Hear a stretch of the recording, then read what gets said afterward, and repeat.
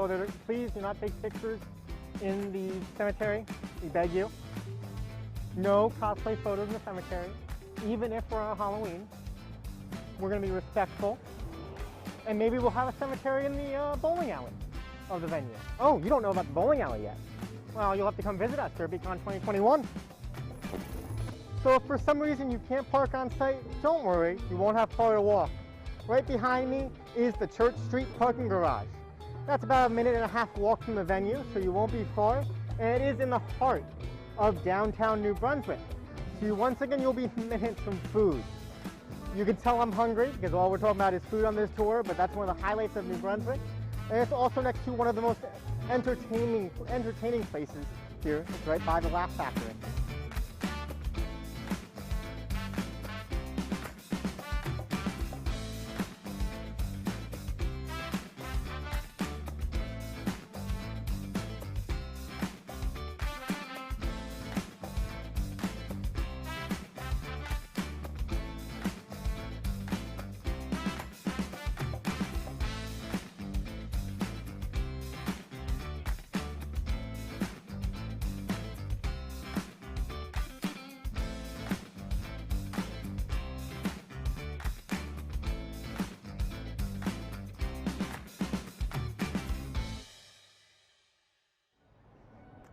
As we continue our adventure down George Street, we have a Dunkin' Donuts over here, so if you need your morning coffee, Dunkin's the place to go.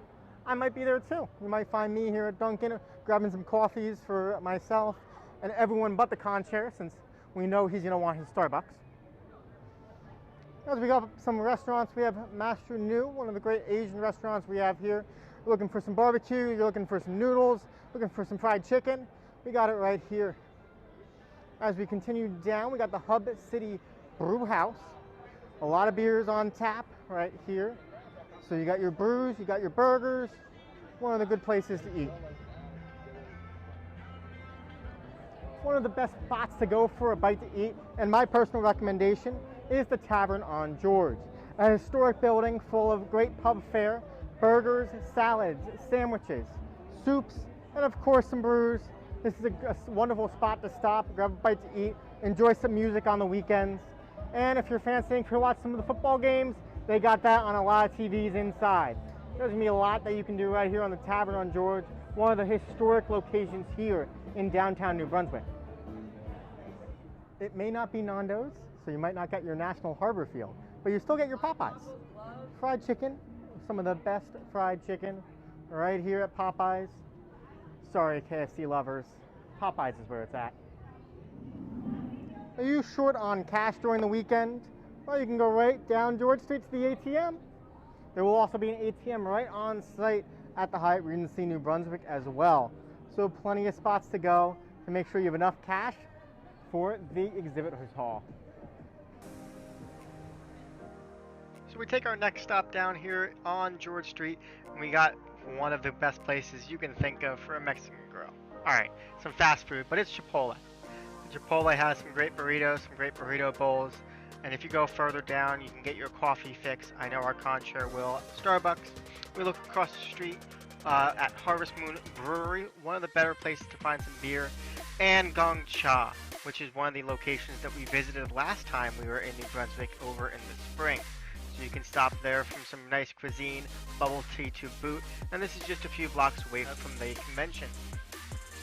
But as you can see, we're just a few blocks away from the train station, and one of the places you can get into New Brunswick. So this train station, this is both a New Jersey Transit and an Amtrak station. You can access through both ways. There's a way to get to New Brunswick following the Amtrak station or the New Jersey Transit.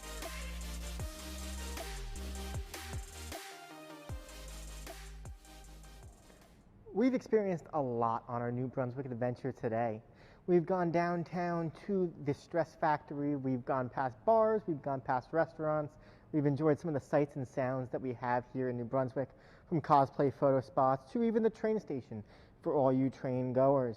But now we're back here at the Hyatt Regency New Brunswick. We're tired, we're ready for bed. So we're going to go up to our room, but the adventures don't stop today, because the party doesn't start until DerpyCon 2021 next year with you.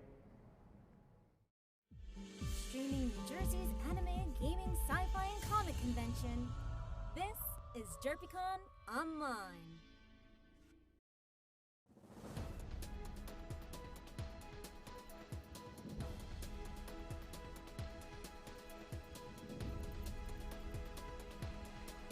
This is Good Morning DerpyCon. Good morning and welcome to DerpyCon Online's Good Morning DerpyCon. We have a morning show now? This is your idea. This is my idea. Yeah. So this was my idea to get up at 6 in the morning, come downstairs, and record this. And I'm judging you hard for this, by the way. Well, luckily, we have, not just coffee, but we have Wawa coffee. New Jersey may be the most hated state in America, but you know what? At least New Jersey has something that New York doesn't have. Yeah. What, a Wawa? Yeah, Wawa. Mm-hmm. There's no Wawa. So you drove over 2 hours just to get coffee? Because you know we're on Long Island, right? No, we're actually not on Long Island. Wait, what? We're not on Long Island. No. No, listen, yes, we are. No, listen. Mm-hmm. Right now, you're not going to believe this, but where we are right now, where we step into this room, we're actually in New Jersey. Okay, how does that work? Because that's not possible. It's simple. If you go on to Google Maps and if you zoom in onto the Statue of Liberty, you would notice that outside of it is like New York, and then, the outside is New Jersey, and then there's a little circle around the Statue of Liberty, and it says New York on the inside. Well, we have another scenario where it's totally the opposite, where New York is on the outside, New Jersey is on the inside. Basically, New Jersey is slowly dominating the Long Island region, even though it might not be successful because New Jersey's a little bit better than Long Island. I guess I'm just going to start a war today. Oh, yes, you are. Oh, God. Hey, you know what? I will say, New Jersey has the better pizza and the better... Nope. No, you're not. Don't go there. Oh, it does. Oh, no. I am going there. Mm-mm. I will say it. I will admit, New Jersey has better bagels and pizza. It's Long Island, okay? No, not Jersey. Long Island. Got coming the to best. you from New Jersey. This is Good Morning DerpyCon. Thank you so much for starting your day with us. The purpose of Good Morning DerpyCon is to give you the lineup of what we have in the day to come. That dance last night. Oh, that was a hopping dance. The awesomeness. And he's Yeah. going to be doing that again tonight at 11. So really? if you're up this early, you just make sure that you Nice. drink plenty of coffee throughout the day, and you can definitely be dancing. Isn't today Saturday? Yeah, it's also Halloween. Oh, yeah, that's right. Happy Halloween. Happy Halloween! Yeah. I know, it's like, this whole year, you thought like Halloween already passed by like 6 times already. Anyway, we have a fine lineup of what we had, of what we have coming up today. But let's recap to you guys of what happened yesterday. Let's roll back to opening ceremonies when I actually introduced everyone to DerpyCon Online when we were still in New Jersey. Let's roll that clip.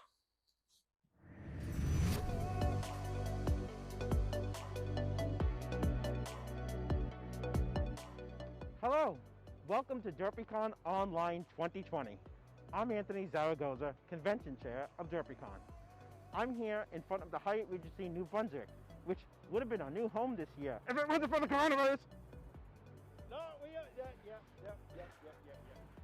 So, because we're not able to be all here this weekend, we're going to bring you a bunch of our programming and content online to you for free throughout this entire weekend.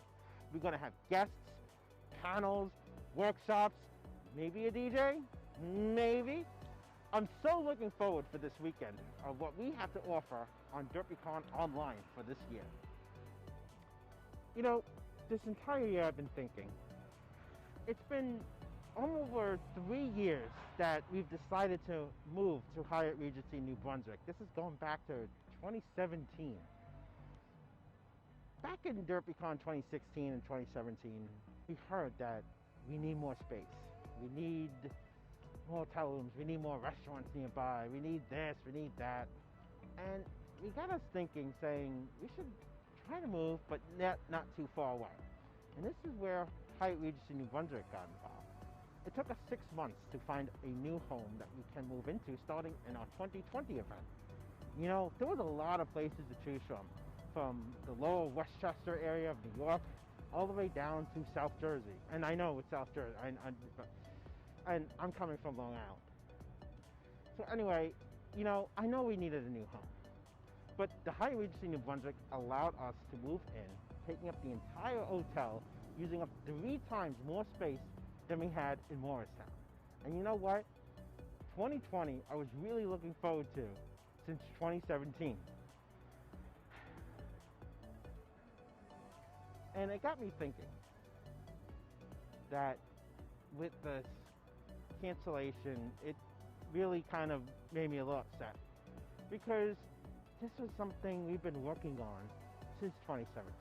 And to be honest with you, this was the most best kept secret that I've ever done in my life. There was a whole year that I knew that we were going to be here, and I didn't say a word. And I heard everyone at DerpyCon 2018 when we announced that we were going to be moving. And this was staff didn't even know, and the staff was shocked of how we presented it, which they thought we were stopping. And it turned out that everybody was all hyped up because yes, we are moving. We're moving just 30 miles down the road to New Brunswick from Morristown, and you know, everyone looked and like, wow, we have 3 times the space, we have the entire hotel, and you know, I'm really looking forward to it since 2017. And I knew everybody was going to be excited about it. When the coronavirus struck earlier in the year, I hoped that we would have been at a stance that we could have won using the extra precaution. But when it came by May, I knew that we weren't going to happen. And I really got upset because I've been looking forward to 2020 because we have a new home, we have 3 times more space, we could be doing things that we couldn't do before, including wearing masks everywhere, which seems now we have to do everywhere now. And we're going to have to wait for another year. But yet at the same time, if we wait for another year, we can definitely bring you a better DerpyCon at our new home in New Brunswick, New Jersey. So many of you this weekend probably would have taken fabulous photos with your cosplay in front of like these rocks behind me. But it's not just these rocks that bring more excitement to this venue. It's in fact the size. We're talking about 3 times the size of our previous years. So like, for example, main events, okay, we can only hold like 100 something people. In our new main events, we can triple that amount as of before coronavirus. Dealers Hall, yes, very small in terms of amount of different quality of vendors, but don't worry because our new Dealers Hall is going to be twice the size, as well as our artist alley being about 2 to 3 times the size. And our video gaming room was definitely going to be larger than it was, including a panel room. So those panel 4 rooms, panel 4 is no longer existent here in New Brunswick. Each panel room will hold at least 50 people. That's right, 50 people. This was something that we're really looking forward to because this was going to mark a new chapter of DerpyCon. And you know what? This online event just brings us to show that we as a community can stay together during these hard times. So let's sit back, relax, and enjoy DerpyCon Online. So here we are, the atrium here at the Hyatt Regency New Brunswick, which is basically the center of DerpyCon. By the windows will be our video game room on the lower level. We have doors here for what would have been our main events, our dealers hall, and our artist alley. And then to the left of the camera would have been the panel rooms. Of course, to your right would have been a video room and workshop rooms. When we announced back at DerpyCon 2018 that we're moving to New Brunswick, we had that work in the making a year beforehand in terms of layout, where everything should need to be, so that we can avoid moving rooms around after a venue change, because we would like to keep everything the same as much as possible. And now that we have no event this year, it kind of makes us a little upset that that vision that I had of everyone being here, it's just not going to happen just yet, but soon it will come. Oh, look at me, just rattling on about DerpyCon 2020 that would have been here and it's not. You know, I'm putting everyone's hopes down and so on, and I don't want to do that. But anyway, let's get the weekend started right with DerpyCon online. Let's send it over to Candace right now in our DerpyCon studios. Candace, take it away. You know, Candace, this was going to be our first year in a new home. You know, a second home for a convention. And you know, when we were in Morristown, you know, not many conventions stay in their own original venue for so long. Well, yeah, because they're going to grow and branch out and explore the rest of wherever the convention is.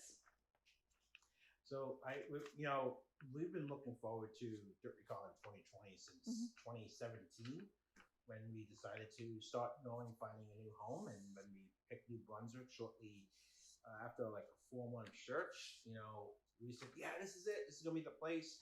It has the same amenities as Morristown, but you know, better food, of course, than Long Island, and you know, we have the entire hotel now. We couldn't say that when we were in Morristown.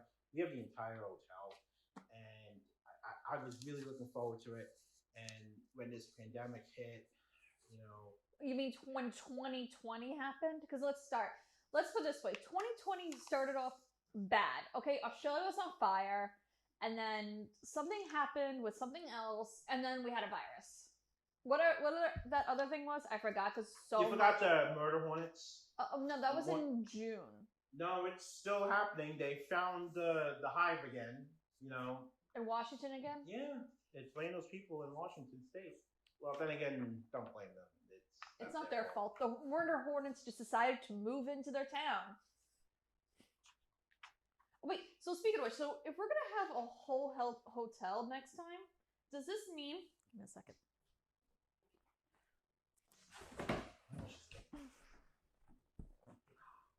Oh, I know. We don't need this anymore? Actually, well, for this year. Well, obviously this year we still don't need it. This year technically we do need it this year. I mean, do we need it? It says for the safety of others. Oh, you have to remove your mask. No, don't remove your mask. Basically, this sign is a total cake. What is it? Is it a piece of cake? The cake is a lie? Yeah, that's it right there. The cake is a lie. The cake is a lie. Yeah, we actually don't need that sign anymore. Okay, in that case, I'm just going to do this. It's gone. Well, anyway, we were supposed to destroy those signs at closing ceremonies at DerpyCon 2019, but someone forgot them in the storage locker, and therefore we couldn't destroy it or have someone sign it and auction it off. But instead, it's still here.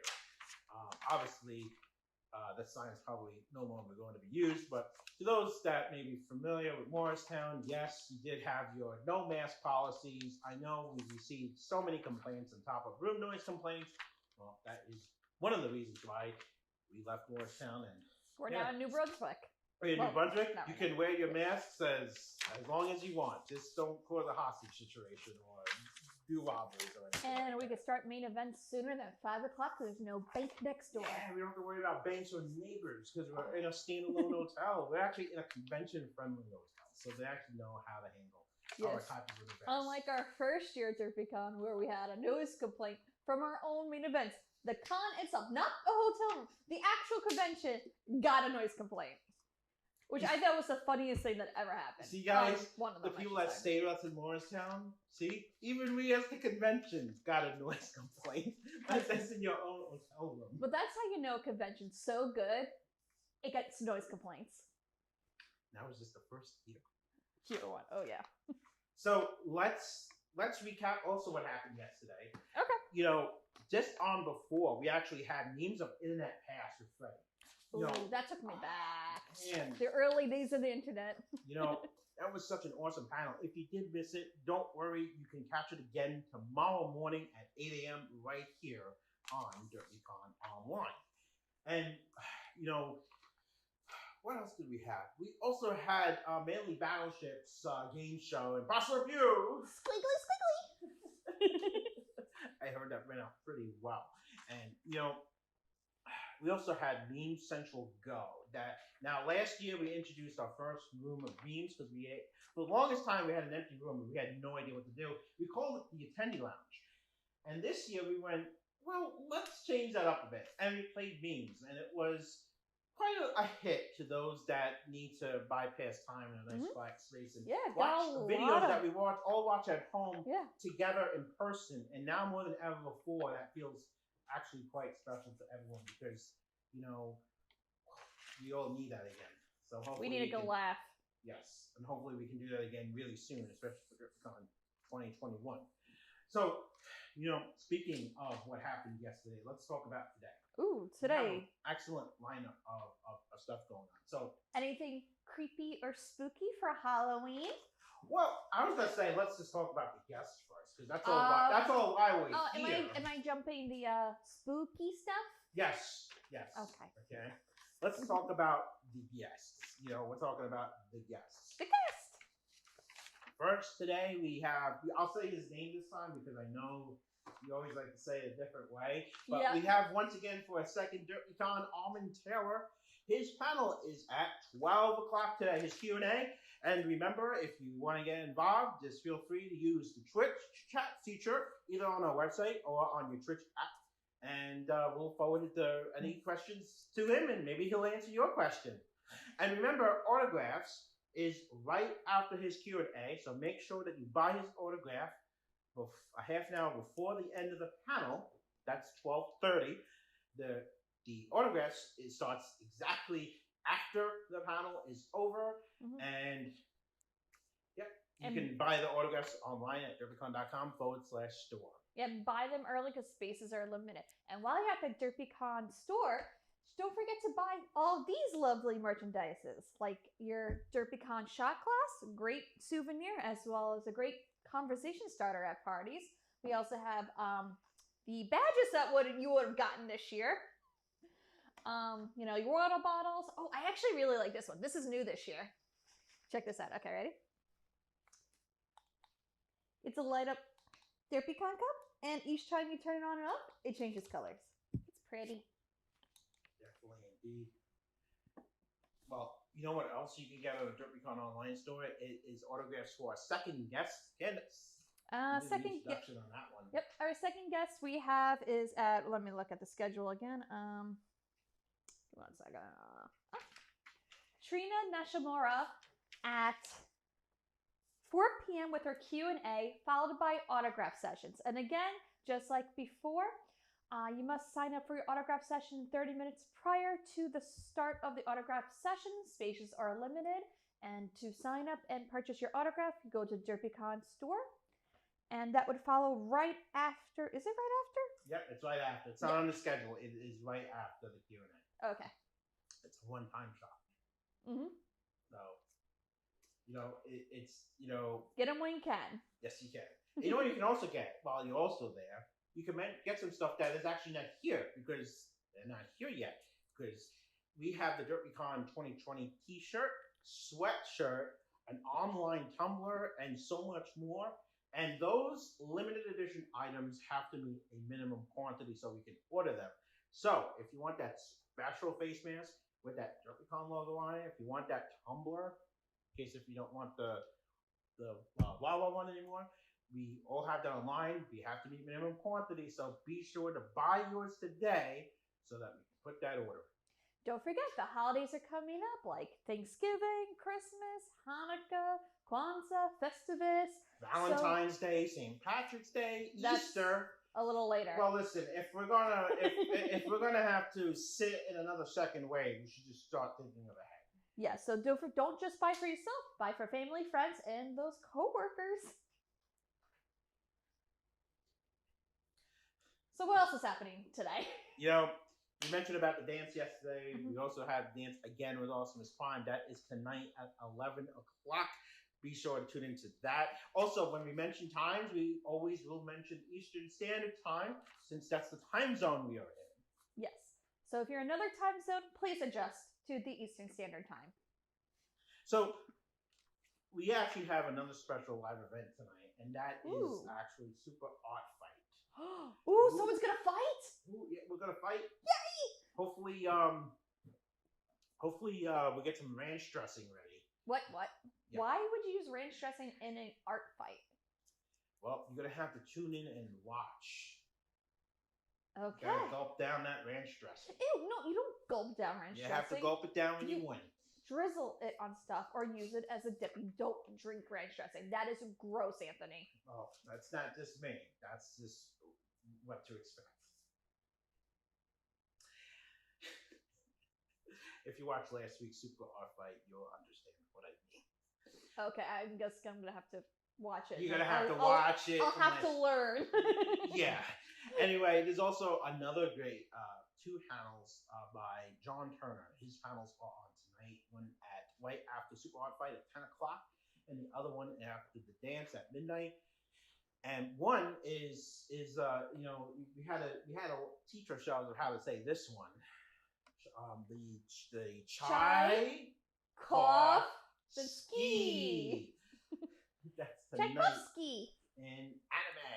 That's the night at that's at 10 That's at 10 p.m. right after Super Art Fight. And then, of course, just for those in time, Vampire Hunter D, the 35 years of heart and romance. Wait, Vampire Hunter D's been around for 35 years? It's been around that long? How did I not know that? It says that on the piece of paper on the schedule. Must be true. Huh, You know, must be. convention schedules never lie to you, unless if they decide to make changes without notice. Yeah, speaking of possible schedule changes, to keep updated to the schedule, go to the website DerpyCon.com for any updates and news. You know, this year has been very, emotional because we're all not getting together this year. So that's why later tonight, at the second 2 a.m. block, because we have two 1 a.m.s tonight. Oh yeah, that's right. Double 1 a.m.s because it's The we full fall moon back. So wait, so it's Halloween. Let me get this straight. All right, so it's Halloween during the kind of year we're having. It's a full moon, and the clocks fall back twice. So does that mean we get 2 midnights? Oh no, we get 2 2 1 a.m.s. We get really 2 1 a.m.s. Wow. So when we say 1 a.m., is on the schedule? Is it broken down like 1 a.m. part 1 and then 1 a.m. part 2? Exactly. Okay. Actually, before we get to the emotional part of the panel I'm hosting tonight, yes, that extra 1 hour, we have actually the first 1 a.m. we have the Silver Shade, Help from the Shadows. Ooh. And then we have Ooh, is that Scary stories to tell in the dark? Oh my god, that's like one of my favorite books. all coming up for you tonight. So a lot of Halloween specials that we got for you as well. And also, speaking of emotional things that I was trying to talk about until you interrupted me with Halloween, that's a thing. We have Memories of DerpyCon, where we mentioned, hosted by myself and Steve, and maybe my friend Anand may kick in, and we definitely would talk about Candace for about 2 hours. Hey! Yeah, we're going to talk about you. It better be nice things, otherwise, this is your last Halloween, I'm just saying. Well, tune in tomorrow morning to see if I am still alive. Mm-hmm. Anyway, we have a lot more stuff to cover. So right now, let's rewind to what we said before about New Brunswick, of what New Brunswick has to offer for us. Here's our publicity head, Michael, to show you around New Brunswick, New Jersey. I was going to say DerpyCon, but... That's now.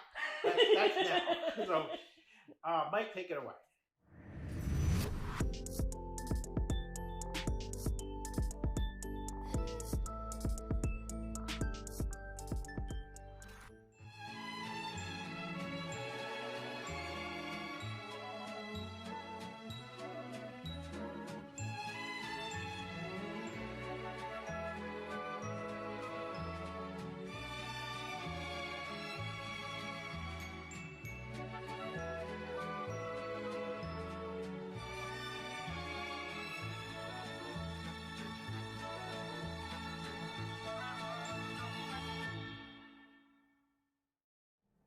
Welcome to beautiful New Brunswick, New Jersey, at the Hyatt Regency New Brunswick, the home of DerpyCon. Our first stop on our New Brunswick adventure is right here at the venue, right next to these lovely rocks, one of the highlights of the hotel. And behind me, your venue for DerpyCon, starting in 2021.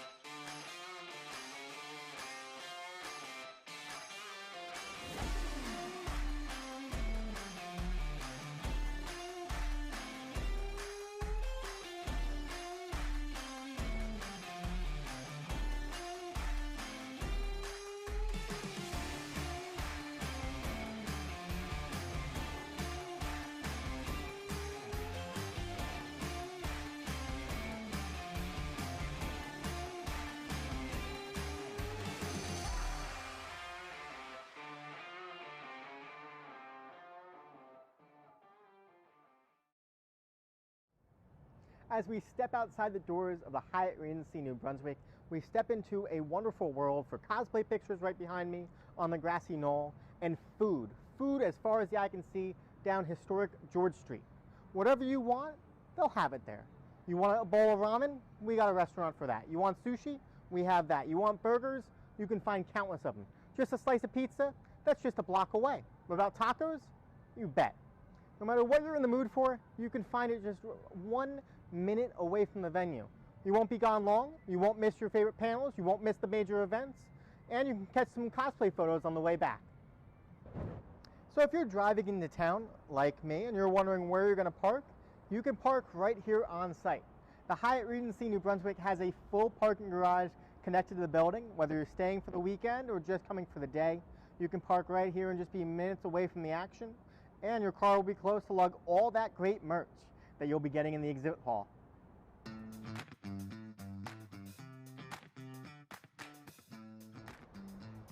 I feel like we're recording like the Wheel of Fortune videos of this is the prize you're going to win. We're recording them right here in New Brunswick, because who wouldn't want to win a weekend package to New Brunswick? Stay tuned. So our first restaurant stop is right across the street on Church Street in the Blackthorn Restaurant and Irish Pub. If you're looking for some Irish pub fare, burgers and brews, you know where to go, and you won't have to go far. And then right down Church Street, we'll have even more restaurants. We'll be walking down there, and we'll be seeing what kind of food and what kind of entertainment you can enjoy here in New Brunswick. I mean, right across the street, we've got the Christ Church. Please don't go there. Please do not take pictures in the cemetery. We beg you. No cosplay photos in the cemetery, even if we're on Halloween. We're going to be respectful. And maybe we'll have a cemetery in the bowling alley of the venue. Oh, you don't know about the bowling alley yet? Well, you'll have to come visit us, DerpyCon 2021.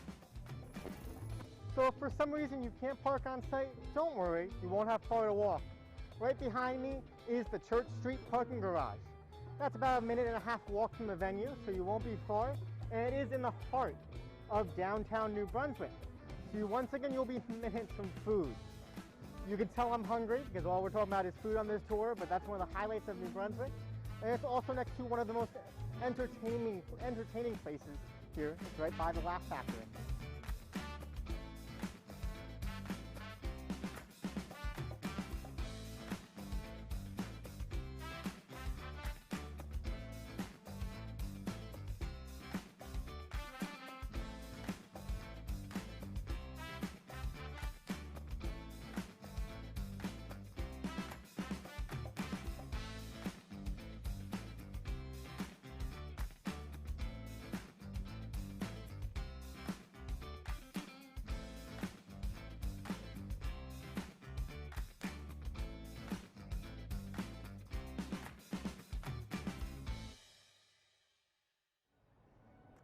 As we continue our adventure down George Street, we have a Dunkin' Donuts over here, so if you need your morning coffee, Dunkin's the place to go. I might be there too. You might find me here at Dunkin' grabbing some coffees for myself and everyone but the con chair, since we know he's going to want his Starbucks. As we go up some restaurants, we have Master New, one of the great Asian restaurants we have here. You're looking for some barbecue, you're looking for some noodles, looking for some fried chicken, we got it right here. As we continue down, we got the Hub City Brew House. A lot of beers on tap right here. So you got your brews, you got your burgers. One of the good places to eat. One of the best spots to go for a bite to eat, and my personal recommendation, is the Tavern on George. A historic building full of great pub fare, burgers, salads, sandwiches, soups, and of course some brews. This is a wonderful spot to stop, grab a bite to eat, enjoy some music on the weekends. And if you're fancying to watch some of the football games, they got that on a lot of TVs inside. There's going to be a lot that you can do right here on the Tavern on George, one of the historic locations here in downtown New Brunswick. It may not be Nando's, so you might not get your National Harbor feel, but you still get your Popeyes. Fried chicken, some of the best fried chicken right here at Popeyes. Sorry, KFC lovers, Popeyes is where it's at. Are you short on cash during the weekend? Well, you can go right down George Street to the ATM. There will also be an ATM right on site at the Hyatt Regency New Brunswick as well. So plenty of spots to go to make sure you have enough cash for the exhibitors hall. So we take our next stop down here on George Street, and we got one of the best places you can think of for a Mexican grill. Alright, some fast food, but it's Chipotle. Chipotle has some great burritos, some great burrito bowls, and if you go further down, you can get your coffee fix. I know our contraire will at Starbucks. We look across the street at Harvest Moon Brewery, one of the better places to find some beer, and Gong Cha, which is one of the locations that we visited last time we were in New Brunswick over in the spring. So you can stop there from some nice cuisine, bubble tea to boot, and this is just a few blocks away from the convention. But as you can see, we're just a few blocks away from the train station, and one of the places you can get into New Brunswick. So this train station, this is both a New Jersey Transit and an Amtrak station. You can access through both ways. There's a way to get to New Brunswick following the Amtrak station or the New Jersey Transit.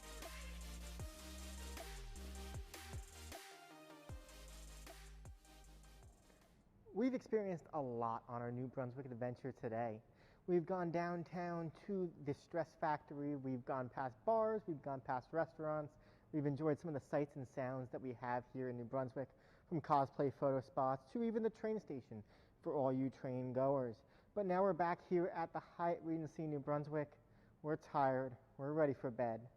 So we're gonna go up to our room, but the adventures don't stop today, because the party doesn't start until DerpyCon 2021 next year with you. Thanks, Mike. And Mike is making me hungry with all those food places we went. Oh, they look so good.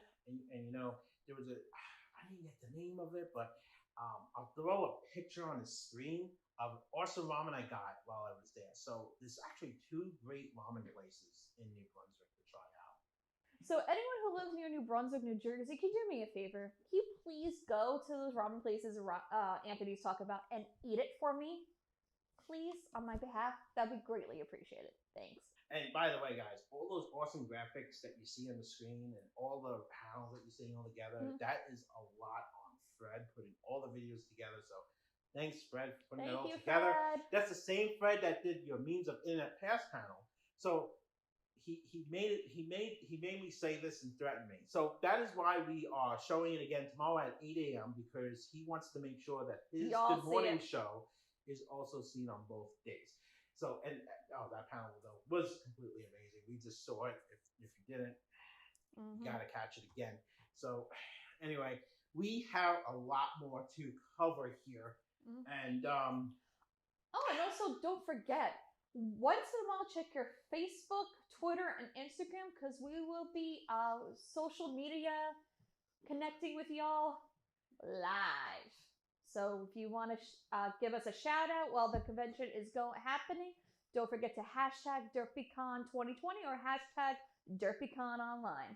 Yeah, of course. And you also want to check out the store. I know it sounds like we're salesmen for the store, but there's a lot of limited edition items on there. Anthony, you know what I forgot to mention before? Oh no, what's that? Every purchase from the DerpyCon online store for this year's DerpyCon online receives a free copy copy of the DerpyCon program from last year. You know, it's amazing that these program guides are very limited. So be sure to grab your 2,000 copies of them because we definitely need to give these away. So every purchase, you get one.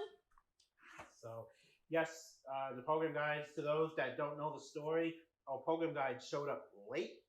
They didn't show up till Monday morning. So a day and $1 short. You know, what was funny was the weekend after was Anime USA, and I was actually at Anime USA.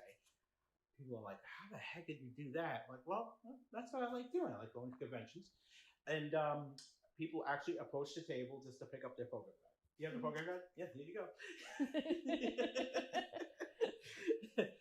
So it's a little late, but here you go. It's not like, I know we had so many people complaining, like, where are the program guides? They were in Chicago.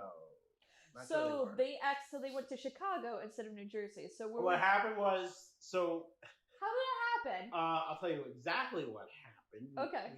I'm not going to say the company, of course, but what happened was it was supposed to print right in Jersey, like literally 20 minutes away, but apparently they were having printing problems. But all week we were supposed to get the guides on Monday, because that's when we get them, and then we could start bagging them. But the problem was early in the week we were going, well, we need it. You know, look at the date on the cover, and well, apparently it was never printed in time. So I think on Wednesday they had their Chicago office print it and overnight it. But what happened was they missed the deadline on Thursday night. We could have gotten it Friday. They missed the deadline for the UPS pickup by just 5 minutes. That's ridiculous. And then, so they shipped it Saturday, and they overnighted it. But the problem was when they overnighted it, they didn't.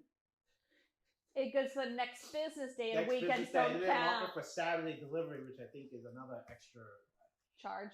Yeah, fee, I won't even cover how much the shipping was, but you know, these guides didn't cost us anything because you know we had a legal right. So anyway, just be sure to get your copy, and that's exactly what happened. So to those that were at DerpyCon 2019 and didn't get a program guide, yes, they actually exist.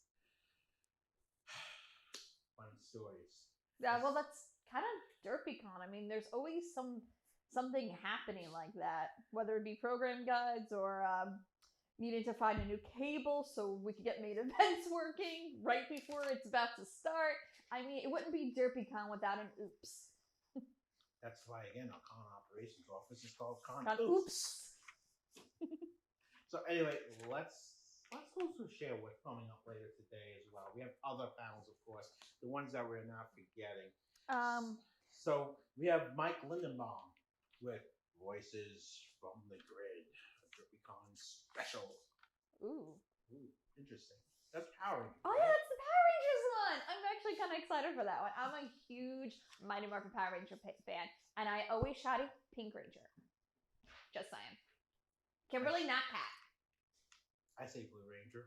Billy was the best. Billy was cool. Actually, not gonna lie, I had a crush on Billy. I like nerds, and of course, I had a crush on Tommy too. Come on, the Green Ranger. How can you not? I mean, he is so cool that for Zorg, he has to play this like dagger flute, and then he doesn't go inside. No, he like stands on top of it in the middle of a fight. I mean, that's kind of a boss move. You have to admit, it's pretty bossy. We also have some cosplay panels today by our cosplay guests. So you want to make a wig with Izzy Lizzie. Oh, that's going to be interesting. Yep, that's going to be on tonight at 10 a.m. I always wondered how you make a wig. You know, because it's like, is it just like, you know, are you just taking hair from the hairdresser and slapping it on like a scalpy thingy? Or, you know, you tape it? Like, you know, what's like the process behind that? Yeah, I'm very curious myself because, you know, I, for one, don't wear wigs. Am I curious about wigs? Yes, because sometimes I just don't like my hair, especially with those grays showing that you might see on your high definition, super HD, high quality, 600 gigapixels on your screen. You may actually catch it. Only in the future we'll have that ability. And of course, we have Awesomest Farm is going to be live with Awesomest Showdown, the anime edition. I'm curious what that is going to be about. I know it's live. It's gonna be, I think, if I remember the description correctly, it's pretty much like a what if scenario. Okay, it's like what if this anime character with this like abilities, or like maybe this weapon from a different show versus its other character with either another abilities or different backup from a different show or a weapon. Like it's like the argument, who's a more powerful character, or who could kick who in a fight, from different anime shows. Like, can Goku beat up Sailor Moon? Like, who would win that fight? Would it be Goku or would it be Sailor Moon? I think I don't know. Exactly. That's the debate. Interesting. Mm-hmm. And that's at the Awesomest Showdown. That's today at 2:00. And you know what panel is on after that? It's one of our favorite panels.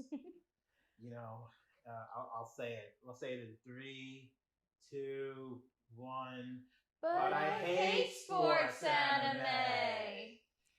That anime, that panel actually, I thought was very, very informative of sports anime. I never even knew sports anime existed until that panel. Not gonna lie. I knew they existed. I'm surprised that some anime wasn't mentioned, but we won't spoil that. So you're gonna have to just tune in and watch, figure out to see those sports animes. Yeah, especially like the one about figure skating. I mean, who knew there could be so much drama? Oh, you're spoiling about... it. You're spoiling. Wait, why? Spoilers. Is it a spoiling? You're why is it spoiling? Because it hasn't been aired yet. Oh, oops. Timey-wimey, wibbly-wobbly. We're actually watching some of these panels, and as we start, we have to sample them. Yeah, we have to sample them and review them. So we were reviewing them, and looking forward to it, and after that, we have Trina's Q&A, and then Children Driving Robots, women who made Doctor Who. Yeah. So that's actually pretty interesting. The women behind the show. And then we have our game show at 6:00. Once again, game show and Bus of You. Squiggly. Hopefully I say that right. I'm sorry. Impossible. Sorry, Panda, if I screwed that one up. Anthony, it goes impossible. Squiggly. You gotta do it like that. Squiggly. Because you're squiggling. So if you want to actually get involved with that game show, be sure to tune in on our website and follow the links to how to get involved, because all it is just everyone drawing on the screen. It's gonna be fun. It's gonna be interesting. like what you call it? Yesterday's. That one was pretty good too. Yeah. And then after that, we also have Children Driving Robots again with obscure anime is random. Oh. And then right after that panel, right before Super Art Fight, is the whole cosplay contest where we'll make our announcements. So you gotta tune in right to see after who Children won. Yep, you gotta Who's see the who 2020 cosplay supreme of DerpyCon? And we're doing a lot of late night content. We have your parodies overnight, but we have Meme Central Go again tonight. That's right after Memories of with Anthony and Steve. So that's going to be pretty fun. And then we have Good Morning DerpyCon at 7 a.m. tomorrow morning. Actually, I just realized something was scheduled. So from 5 o'clock going all the way until Sunday, we pretty much got programming going 24/7. Yeah. And 24/3. Yeah. Or 2.5. Depending on 2.5 hours. Yeah. Got to add another hour to the daylight savings time. Yeah. And we're all on one channel. And again, to those that are curious about watching in other ways, yes, you can watch us on Twitch. We'll be sporadically on Facebook and YouTube streaming live. But out of all, it's important to watch us on Twitch at twitch.tv/DerpyCon. And you can also download our apps on Roku and on Amazon Fire TV. Just search DerpyCon in the Roku channel store or on Amazon if you're using the Fire TV. Mm-hmm. So, yes, so many different ways of how you can watch us throughout this whole weekend. Yep. So, I am really looking forward to what Halloween has to offer us this year. Lots of candy. Candy. Mm-hmm. Reese's, peanut butter cups, Candy. those little pretzel bags, Kit Kats, or like not candy corn. Excuse me? Not a big fan of candy corn. Always found it weird because you call it a candy corn, but it doesn't taste like corn. So what is it really supposed to taste? I mean, everyone calls it candy corn, but it's not corn. But it's a candy, but it doesn't taste like corn. So why call it candy corn? I haven't had candy corn in so long. It's among one of my favorite Halloween treats. And you shaming candy corn. Well, how about you shaming Long Island food? Well, then again, New Jersey food is definitely better than candy corn.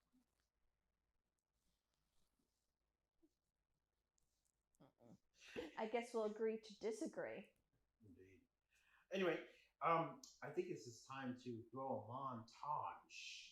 We also showed this at DerpyCon opening ceremonies yesterday. So let's throw that montage of the past. How many years do we have now? I think it's 6. We're now on our 7th, so that's going to be 6 years of DerpyCon. Oh my God, DerpyCon is getting old. Yeah, we'll be going off to preschool now or kindergarten. Or No, whatever. it will. If it's 7, it'll be in like 1st or 2nd grade. Oh, what? Really? Wow. Yeah. We grew up that fast. Well, let's just throw that. Let's throw that montage.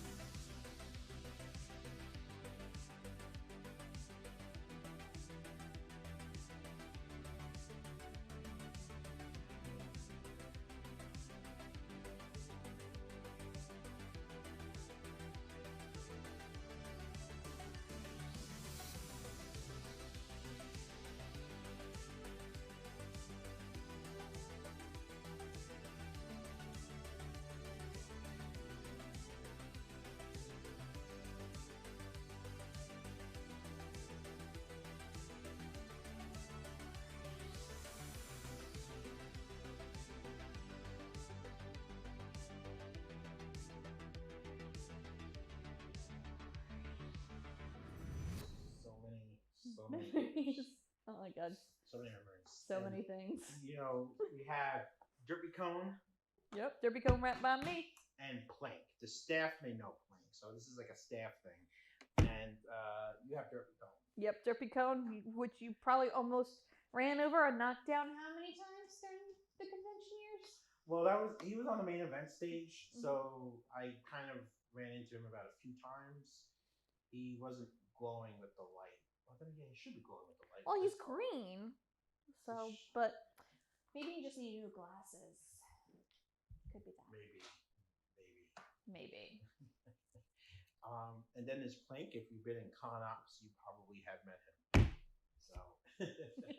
Well, what's the story behind Plank? How did he become to be? So, I think this was in 2018. I missed that year. Of course you did. Yeah. And what happened was, I think that was our first year having. Yes. No. I don't remember anymore. Anyway, this was our first. This was in the Con Ops room, and this piece of wood was just hanging around. And I don't know who. As you know, it could be Steve. It could have been our staffer Chibi, because she did sign back here. I don't know, but so we decided to make a time capsule. So we decided to put in that time capsule Plank, and we put the time capsule somewhere in the hotel. We won't say where, because I think we left another time capsule there.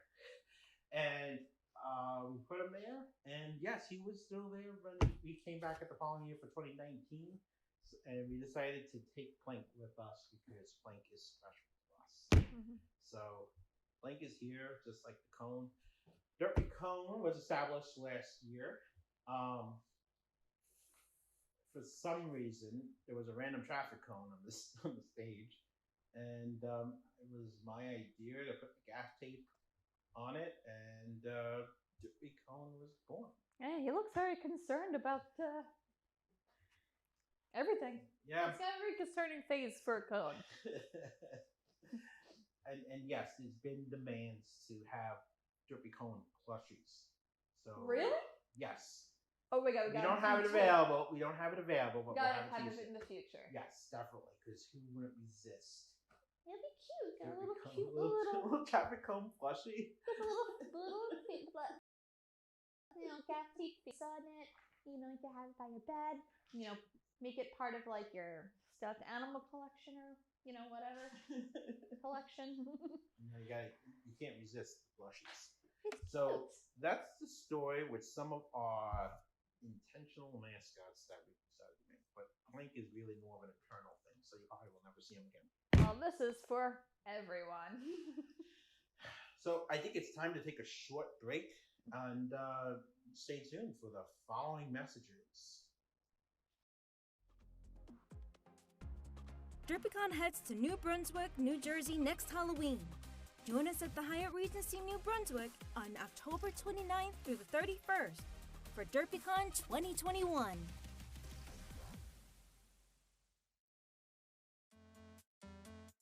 We miss cosplays. Take a picture of your cosplay.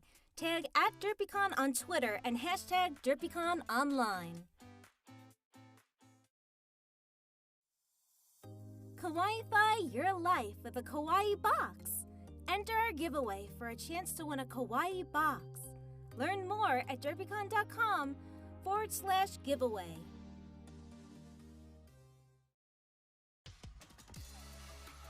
Turn up the sound and get ready to party. DJ Awesomeness Prime is throwing down tonight at the Saturday Night Dance. Starting at 11 p.m. tonight on DerpyCon Online. Stock up on your favorite DerpyCon apparel, water bottles, notebooks, and so much more at the DerpyCon Online Marketplace. Get it now at derpycon.com.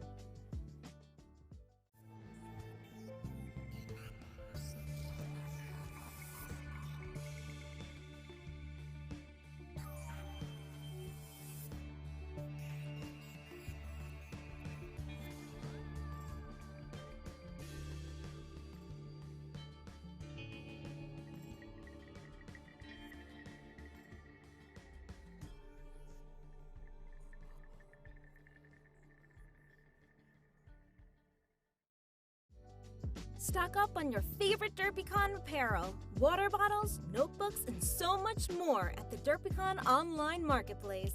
Get it now at DerpyCon.com.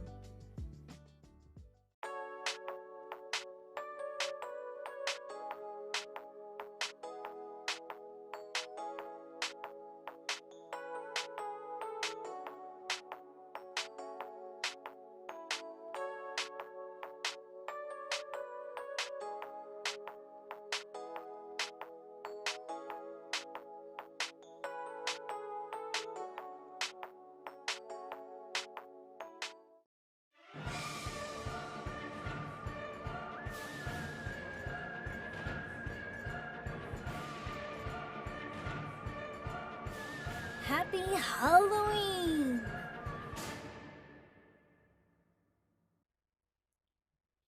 Well, we're almost ending up the hour, and of course, right now we're going to have a rebroadcast from Children Driving Robots panel. Doctor Who, Lost in Space. Doctor Who. Lost in. Go ahead. You say. Drink your coffee. No. I'll say it. No.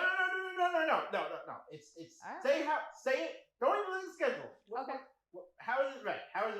Doctor Who, Lost in Space and Time. No, it's Lost in Time and Space. Whatever. Space and time sounds better. Okay. Yeah, you gotta read what's on the schedule. The schedule does not lie to you.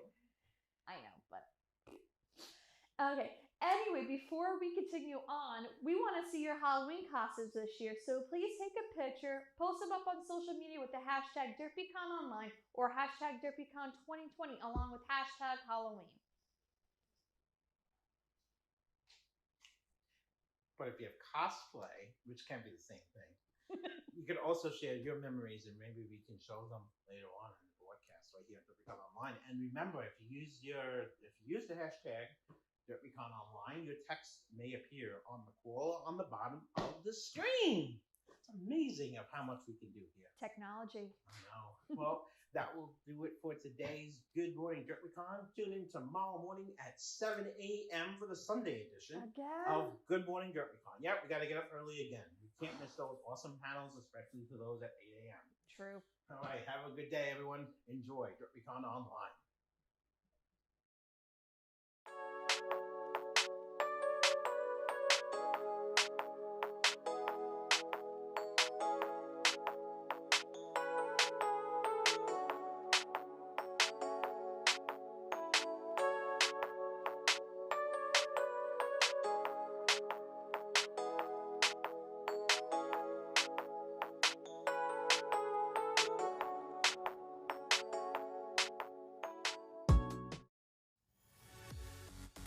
It's time to party, people!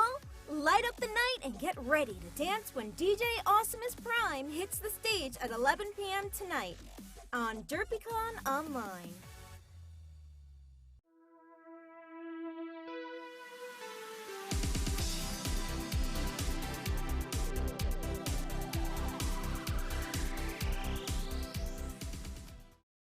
Stop by our online marketplace and purchase the official shirt of DerpyCon Online. Or grab exclusive merch that you can only get this year. Get yours now at DerpyCon.com. We miss cosplays. Take a picture of your cosplay. Tag @DerpyCon on Twitter and hashtag DerpyCon Online. Streaming New Jersey's anime, gaming, sci-fi, and comic convention. This is DerpyCon Online. Well, I hope you're sticking around for this one. We got Children Driving Robots, Doctor Who, Lost in Space and Time. This panel, they're going to be discussing the 1967 mass wipings of like the first season of Doctor Who. I mean, this is like the original Doctor from like over 50 years ago. And like there's like over 100 and some odd episodes that are lost. And it's like, wait, what? So this panel will talk about that. You'll find out what, I guess, happened or, you know, I mean, BBC, come on. What did you do? Stay tuned. Hi, everybody. We are Children Driving Robots. I'm Bob. I'm Willard. And today, we are here for Doctor Who, Lost in Time and Space. This is a Lost Episodes panel. So what is Doctor Who? Doctor Who is the longest running sci-fi TV show in history. The initial run was from 1963 to 1989 with one TV movie in 1996. The show was revived in 2005 and is still going today. As of October 25th, 2020, there are 861 episodes of Doctor Who. As of today, the Doctor has been played by 14 different actors and actresses. And Doctor Who was created by Sydney Newman, who was the head of drama. The first producer was Verdi Lambert. She was the only female Doctor Who producer.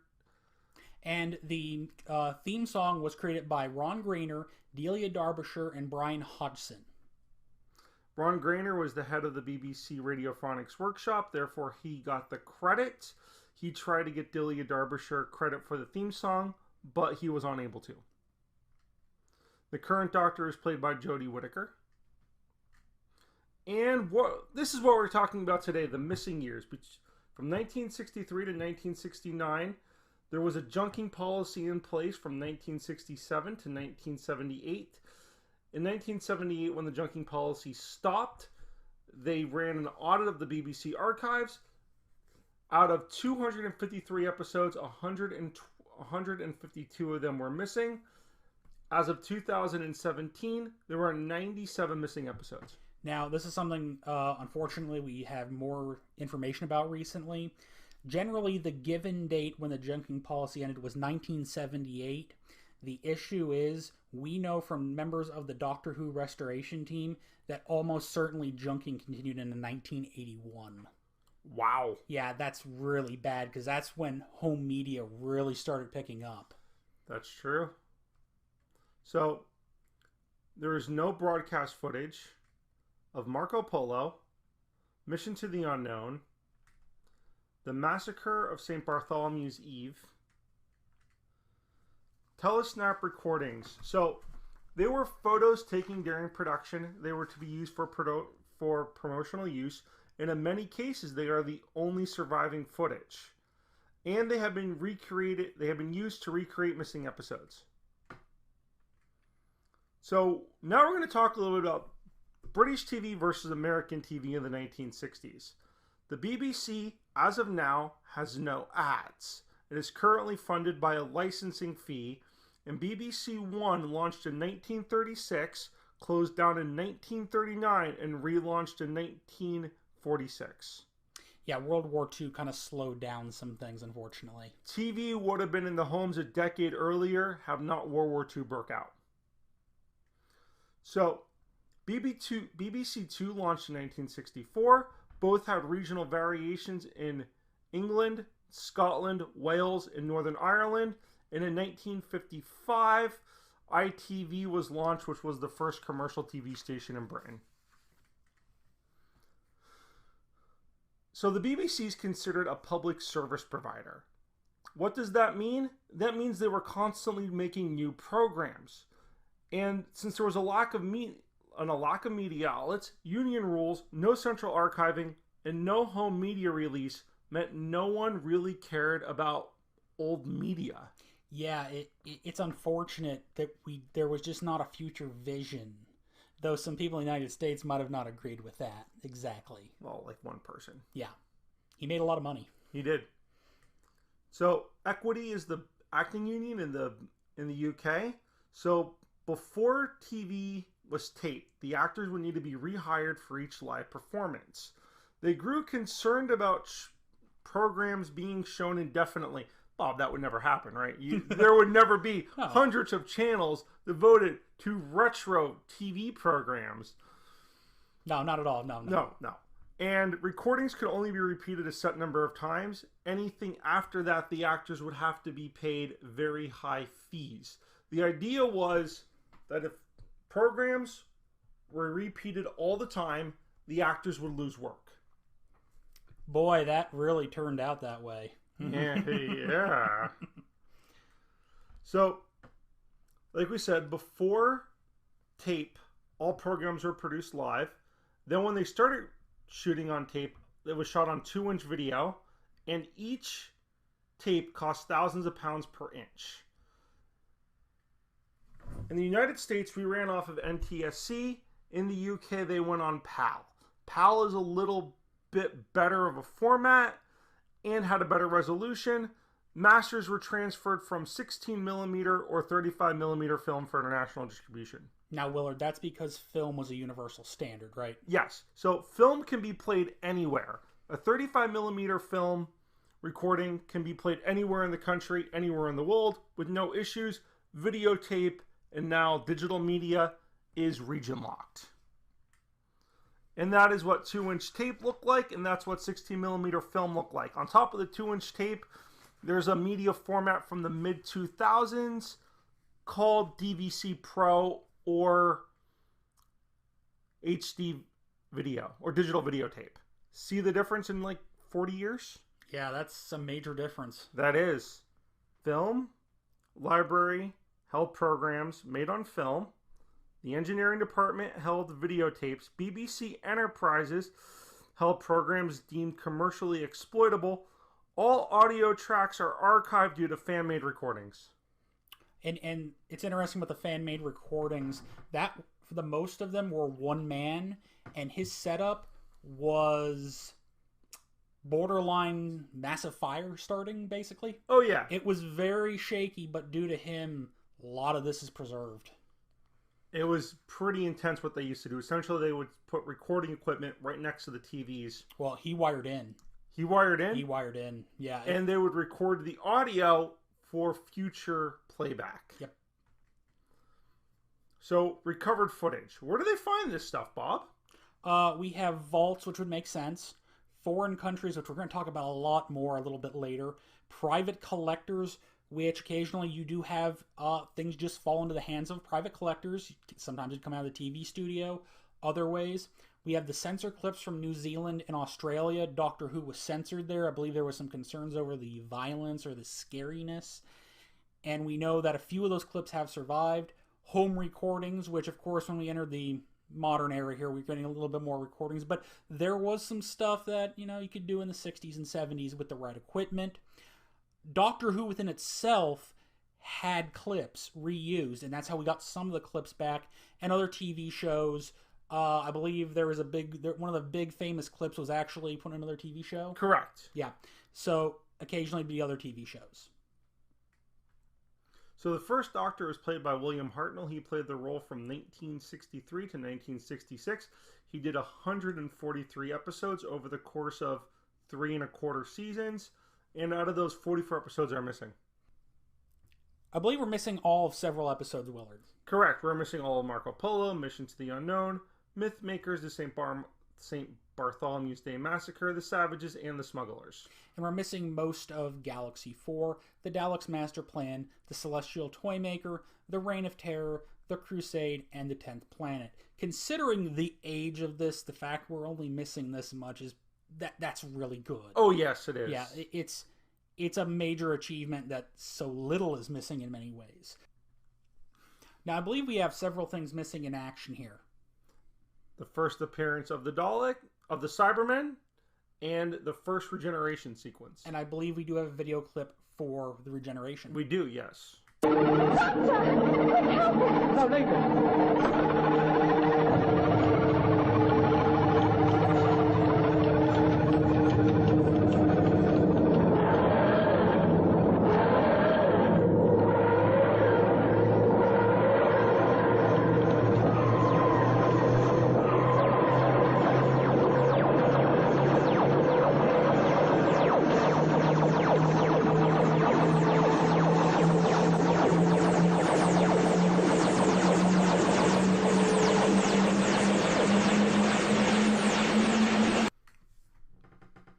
So how that episode ended up surviving was there was a TV show called Blue Peter. They borrowed the episode to show the regeneration on their show. The episode went missing, but because the episode of Blue Peter survived that had the regeneration sequence, they were able to have that preserved. Awesome. Now we have some telesnaps here. Yes, we do. So the Crusade episodes 2 and 4 in 1999 were released with VHS narration. The 10th Planet, episode 4, was done in 2000. Reign of Terror 4 and 5 was recreated using telesnaps and narration. Now, I believe we have a video here for Reign of Terror. We do. In episodes 4 and 5, still masquerading as a regional deputy, the Doctor visits Robespierre and is something of a success. We live in troubled times. There is much work to be done. Work that is constantly delayed by the need to ferret out the traitors that we harbor in our midst. Is there such a need, Citizen Robespierre? I mean, what can this reign of terror possibly gain? For every opponent you put to the guillotine, 2 more will spring up. Now, considering the situation, this is pretty good. The fact that this even exists is a great thing. Oh yeah, they spent a lot of time and effort with those old narrations on the VHS releases. So, animated. The Invasion had 2 missing episodes, and in 2006 they animated them. As of today, 10 different serials were done with animated episodes. 2 of them were released in 2020, and 2 will be released in 2021. Now, I believe very little animated work here for the First Doctor. Correct. So Reign of Terror at episode 4 and 5 animated, and the 10th Planet episode 4. So I believe we have a video of the Reign of Terror. We do.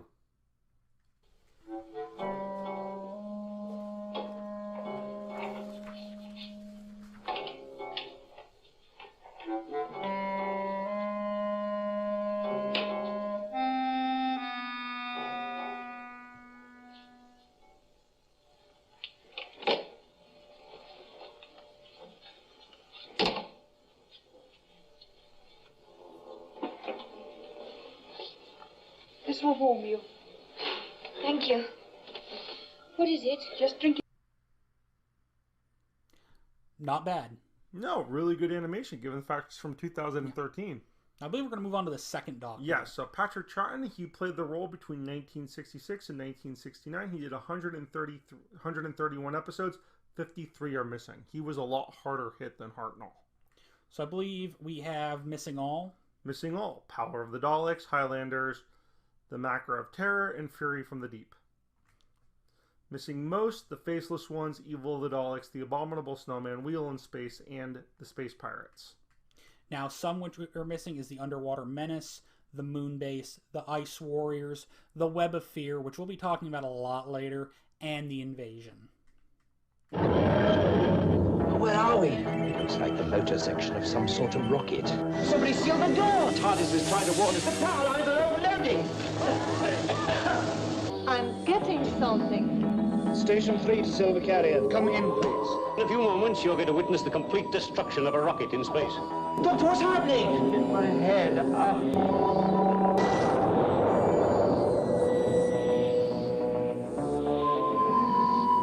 believe we're going to plug a little bit of BritBox here. Yes, we are. So BritBox is a streaming service that has a lot of British and BBC and ITV programming. It's available. It's like $6 a month. You can get it as an Amazon add-on. So for what they did is they did a telesnap recreation of Wheel in Space. That's really good quality. Rumor has it might end up being released on DVD at some point. So I believe there are some major points that are missing in action. There are, yes. The Great Intelligence, the Ice Warriors, Brigadier Lethbridge Stewart and Unit, the Cybermen, and the Sonic Screwdriver are all missing in action. That Sonic Screwdriver, that's pretty simple. It's a light pen, actually. It They is. just came on the market. They were relatively cheap, but rare enough where it would make an interesting prop. So they bought a bunch of them. So Series 6 is actually mostly intact, which is good for fans. So here's a list of episodes that were re-released with telesnaps and narration: The Invasion, Ice Warriors, Web of Fear in 2013 on DVD, Underwater Menace in 2015 on DVD, and Wheel in Space was recreated for BritBox. Now I believe we have some telesnaps of Web of Fear 3 here. We do, yes we do. One moment. Victoria. Oh, Doctor, my goodness, I found it. I'm all right. Well, Who's this? well, you see, Victoria... Well, before you begin this rapturous reunion, there are one or two questions I'd like answered. For a start, is there anyone else down here playing hide and seek? Good for what we have, but now we have some animated ones. So the second Doctor's been getting animated heavily lately. The Invasion was done in 2006. The Ice Warriors was done in 2013. 2014, they did Moonbase. 2016 was their most ambitious yet, where they animated all 6 missing episodes of Power of the Daleks. Macra of Terror was done in 2019, where they animated all 4 missing episodes. Faceless Ones was reanimated in 2020. Fear of the Deep was done in 2020. 2021, we will be getting Evil of the Daleks and The Abominable Snowman, all being animated. This is a pretty aggressive animation schedule. BBC America is co-funding this with the BBC. Now, we're about to show you 2 videos here. These are animated. The one is from The Invasion, and the second video we're going to show you is The Power of the Daleks. Correct. Hey, Doctor, it's all right, it worked. Jamie, you're right. We'd better just check, though. Are we actually on our way, Doctor, or are we stuck somewhere? Well, let's see, shall we? Where are we? What's that? It's the moon, isn't it, Doctor? Yes, that's the dark side of the moon.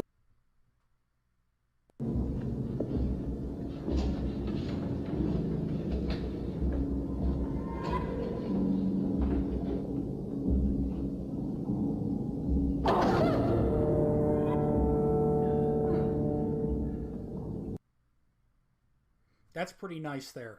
That's 10 years difference in animation technology. Yeah. And how they're doing these is they're looking at the original scripts. They're looking at all the original stills and trying to animate everything. There's been a couple of issues with this. Not all scenes are animatable. Some of the stuff was changed to clear up imperfections and to make things look a little bit more modern. Yeah. Now, I believe the third Doctor. The third Doctor, so John Pertwee played the role from 1970 to 1974. He actually only had 2 missing episodes. However, several were only available in black and white.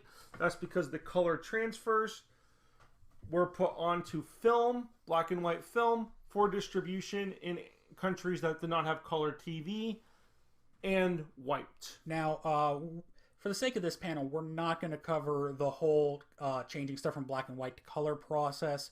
Right now, basically everything is colorized using several different processes.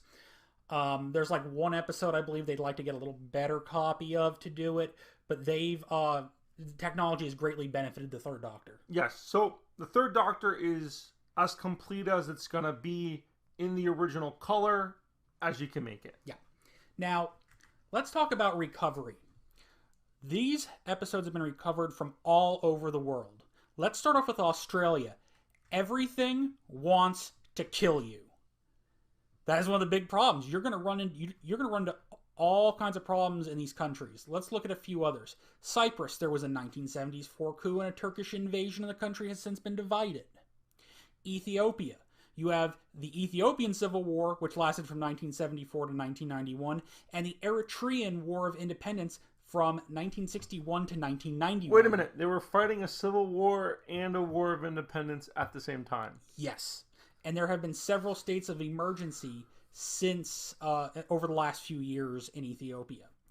Then you have Hong Kong, which, I mean, I'm not sure what the issues are. Communist China. So we're going to move on from that, but we know that the transfer from the United Kingdom to the People's Republic of China happened in 1997 in Hong Kong. Then Iran. You have the Iranian Revolution of 1979. For a while, relations were not good in 2011 due to an attack on the British embassy by Iranian protesters. This was caused due to the Iran nuclear program banking sanctions. The embassy was actually stormed and significant damage was caused, and the embassy would be closed until 2014. Relations were reestablished in 2014. The embassy did reopen in 2015. Now, contact was banned between Iran and the BBC in 2010. Iran accused them of causing political turmoil. Top Gear couldn't, quote-unquote, enter Iran during their Middle East special.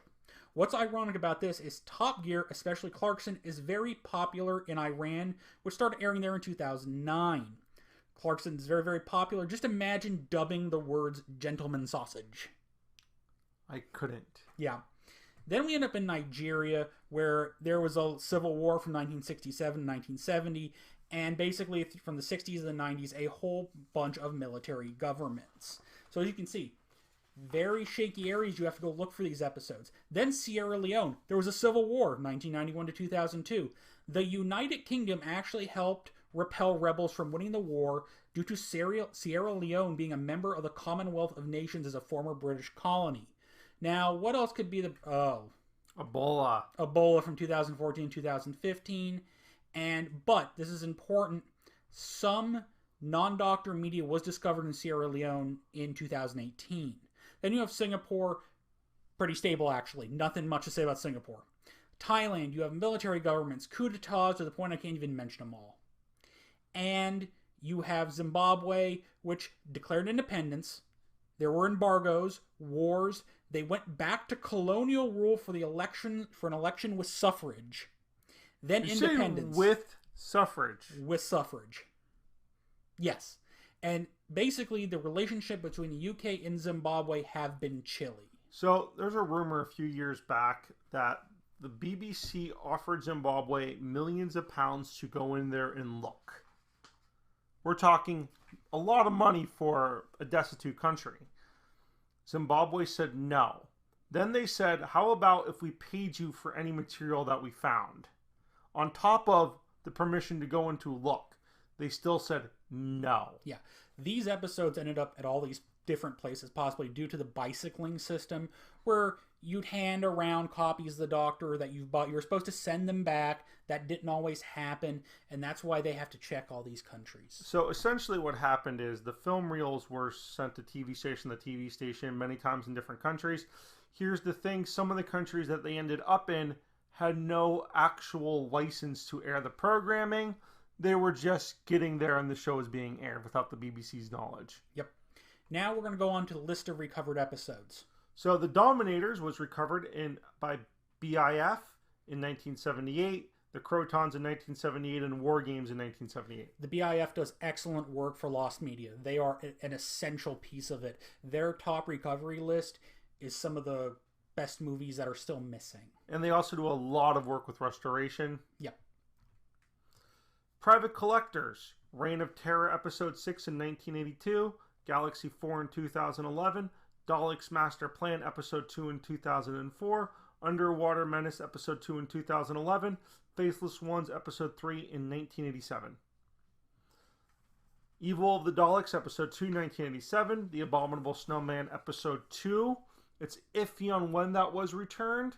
Wheel in Space Episode 3 in 1983, Invasion of the Dinosaurs Episode 1 in 1983, which completed the John Pertwee collection. Foreign Countries, Reign of Terror Episodes 1 through 3 was recovered in Cyprus in 1985. Celestial Toymaker Episode 4 was recovered in Australia. The War Machine Episode 2 was recovered in Australia in 1978. War Machines Episode 1, 3, and 4 were recovered in Nigeria in 1984. All of Tomb of the Cyberman was recovered in Hong Kong in 1991. Now, I believe we're going to cover this a little bit more specifically. Yes, we are. So there were rumors for many years that Tomb of the Cyberman was viewed on TV Asia up to 1987, but this cannot be confirmed.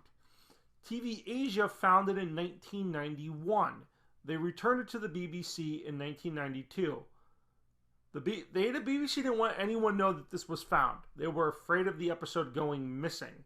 They covered the whole thing up. There was a shroud of mystery, and huge container just showed up, only known to a few people, that had the episode in it. In May of 1992, it was released on VHS. This had a huge impact in Lost Media. Prior to this getting found, there have been no major Doctor Who finds in about 20 years. When this was recovered, people started to look. There started to be an interest. This was one of the most sought after missing episodes of all time and considered one of the best Cybermen stories of the 1960s. Enemy of the World was recovered in Nigeria, all of it in 2013. The Web of Fear, episodes 2, 4, 5, 6 in Nigeria in 2013. We're going to talk about this just a little bit later. And Death to the Daleks was episode 1 was found in Canada and later Dubai in 1981. So these are episodes that were found in random places. Daleks Master Plans, episode 5 and 10, was found by the Mormon Church in 1983. So the BBC sold off some old office buildings. They were going through some of the cupboards, found some film containers. Two of them happened to be Doctor Who episodes that were missing. And the Ice Warriors, episodes 1, 4, and 5, and 6, were found by the BBC in 1988. Now we're going to change gears here a little bit. We're going to talk about the Doctor Who restoration team. They were founded in 1992. They help restore Doctor Who episodes. And the big thing, they developed VidFire, a program that's been incredibly useful in media recovery. So there's a frame difference between videotape and film. Essentially what VidFire does is it adds frames to media that was shot on film, shot on videotape, transferred the film, and then retransferred onto a video format. So it adds frames in. It's a very good program, very revolutionary. The only problem is it has a very specific application. Yes. It was very revolutionary for the time. So let's talk about Ian Levine a little bit. So imagine if you are a very famous and wealthy music producer. You're a huge Doctor Who fan. What do you do with your money? You have hundreds of millions of dollars at your disposal. You are internationally well known, and you're a super nerd. You're going to have some fun with Doctor Who? Oh, and comic books. He actually has, or had, one of the world's largest collection of DC comics. So he did help find a bunch of missing episodes. He did. So here's the thing. When Ian Levine would go and ask questions to private collectors, different people in the industry, people overseas, they knew who he was. He had a lot of respect. He had a lot of money and a lot of friends. People talked to this guy. He did a lot of good for finding Doctor Who episodes. But he also produced high-quality fan productions. So in 2006, he goes to the BBC. You know, you can animate episodes. Hold on, we're jumping a little bit ahead there. Oh. Let you jump here. So he actually produced 2 standalone episodes. One of them was the Daleks Master Plan, which was released on CD with no surviving footage. And in 2006, he produced an animated version of it to show to the BBC to say animated episodes can be done. Yeah, I believe the clip, they produced Mission to the Unknown. Yep, he did the whole episode. He spent about $60,000 of his own money. Now we're going to play that clip. We are. Then the conference will begin at first, son. Security report. Security control. Position of alien spacecraft located. Our patrol will reach it shortly. Good. That's pretty sharp looking. One thing we do want to jump in here. Ian Levine did suffer a very serious stroke in 2014 and has partially recovered. He started to slow down a little bit, though. He's also getting up there. He did recently put his DC comic collection up for auction, so he's starting to weed out some of his hobbies. But his big thing. So there's an episode called Shada that was written by Douglas Adams. It was unfinished due to a strike. It was released on VHS and DVD with linking narration by Tom Baker. In 2003, BBC, which was BBC online services, and Big Finish remade it in 2003 as a Flash animated story with Paul McGann, and then they released the audio on CD. And in 2010, Ian Levine did his own animated recreation of the episode. He hired the original actors when possible, and then he hired sound-alikes to do the voices of other actors, such as Tom Baker, who was not able to get. According to some sources, he spent upwards of £100,000 in 2010 of his own money on this. Supposedly tried to sell it to the BBC. The BBC passed. So we do have a clip from Shada. Yes.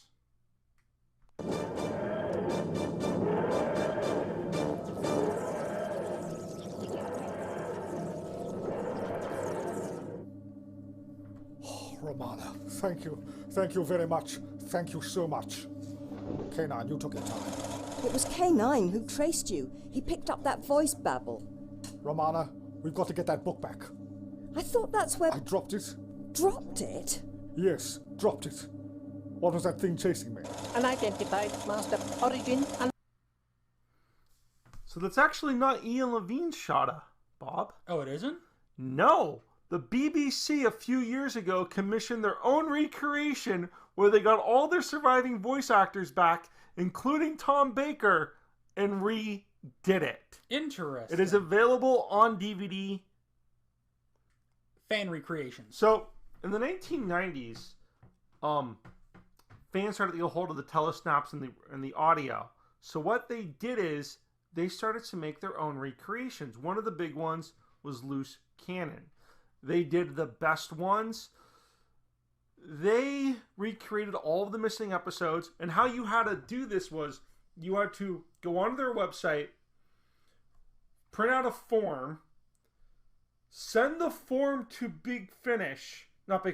Loose Cannon, and then they would, with 3 blank VHS tapes, and they would record the episodes that you wanted.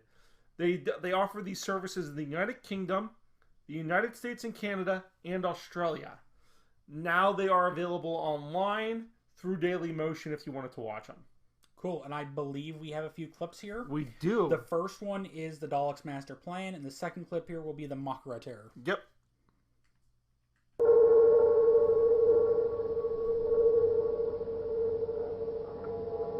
We welcome you as we welcome all allies of the Daleks. I am honored to be here and to be part of your plan to conquer Earth and all the planets in the solar system.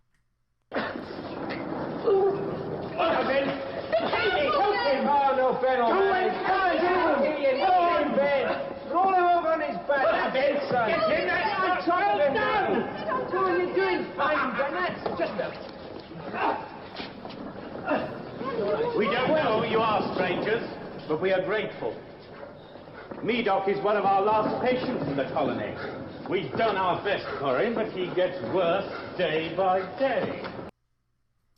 Not all of them have backing from British millionaires.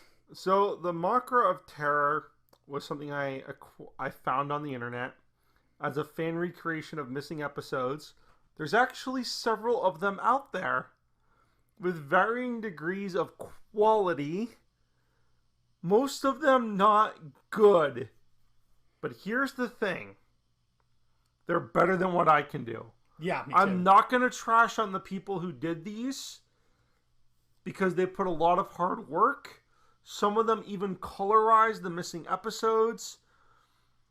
It was a passion project for a lot of people. But the quality isn't really that good. But it's better than what I can do. Yeah. Now, let's talk about some people that did high-level fan recreations. The University of UC Lan. They did a authentic recreation of Mission to the Unknowns, which they received permission from the BBC and the Terry Nations estate to do. So what they did is they had a project, and this was a bunch of students, and there was a project, and they decided to recreate a missing Doctor Who episode with authentic equipment. I went to school for broadcasting. These universities and colleges will have all the old equipment from probably to the 50s to about the mid-2000s stored away in basements. It's all there. Whether or not if half of it works, that's something else. But usually it's there. They got the original equipment from the 1960s, remade the costumes. The BBC apparently loaned them a Dalek, and they recreated the episode.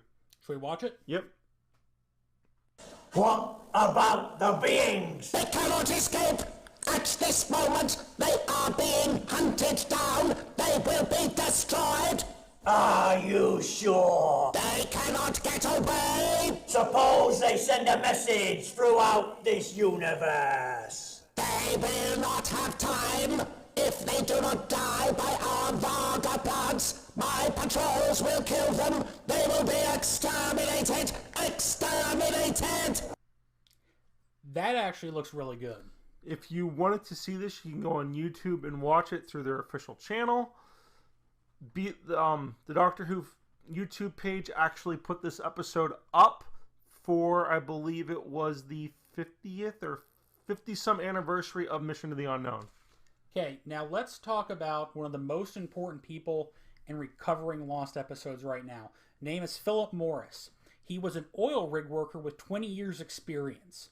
In 2005, he made contact with Ian Levine. I'm not going to say Ian Levine blew him off, but nothing really came of the meeting. So he was kidnapped in 2006 from an oil rig off Nigeria along with several others, and he spent about 4 days as a prisoner. The Nigerian government paid $200,000 for their return. Now, he had a little problem with some PTSD, and he had some criminal charges brought up against him due to assault and some criminal damage against his ex-girlfriend. He had PTSD. That was the big problem. The charges were later dropped. He would never return to the oil rigs, and he actually got a settlement out of the kidnapping. And he used this to find the Television International Enterprises Archives, known as TIA. They take old materials and obsolete formats and make them playable again. He fully believes there are copies of materials out there.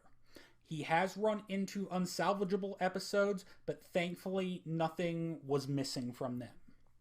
Now, why is he important? He had the last major find of lost Doctor Who episodes, 9 of them being released in 2013. That was The Enemy of the World and The Web of Fear.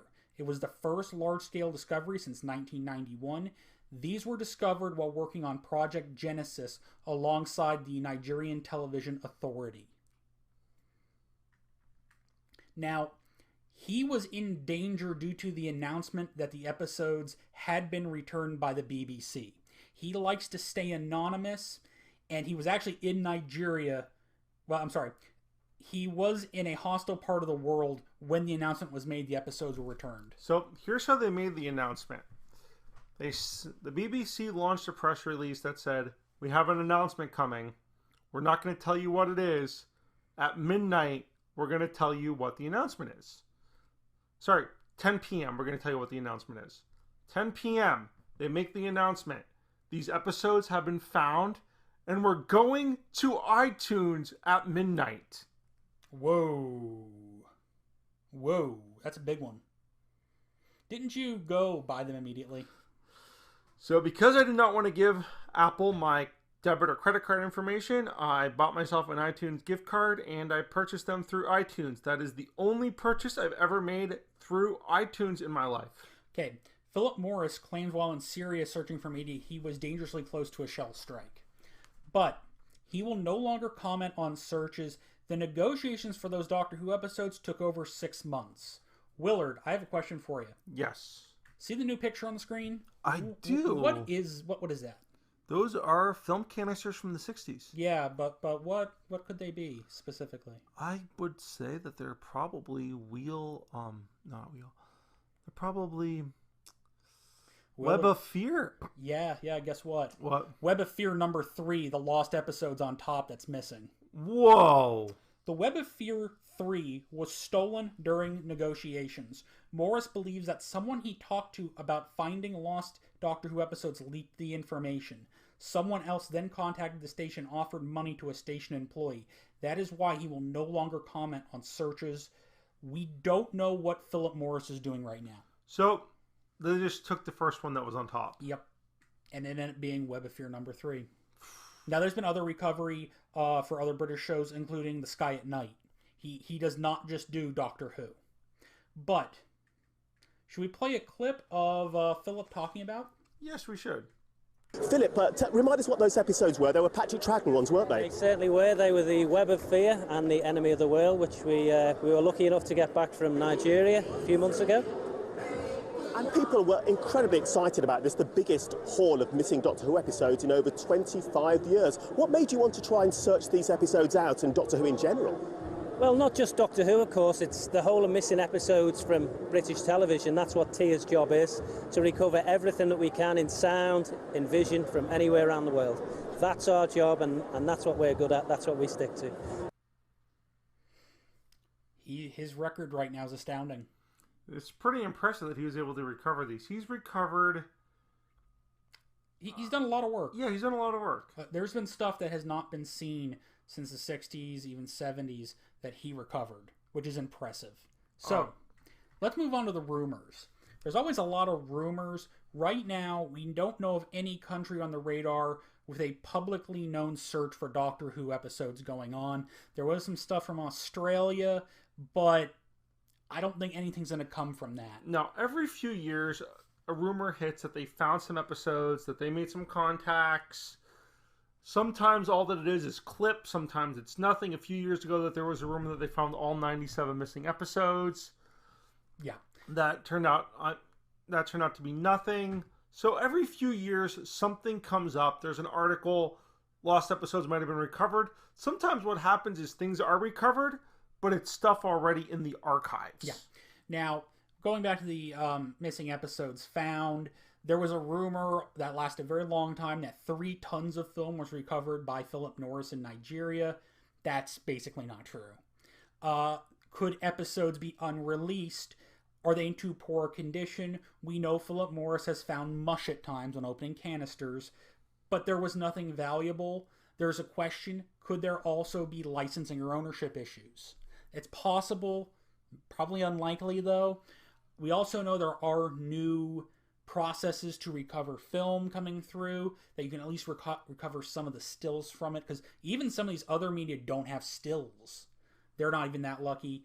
Now, this is where things get interesting as private collectors. Oh, private collectors are a whole other group of...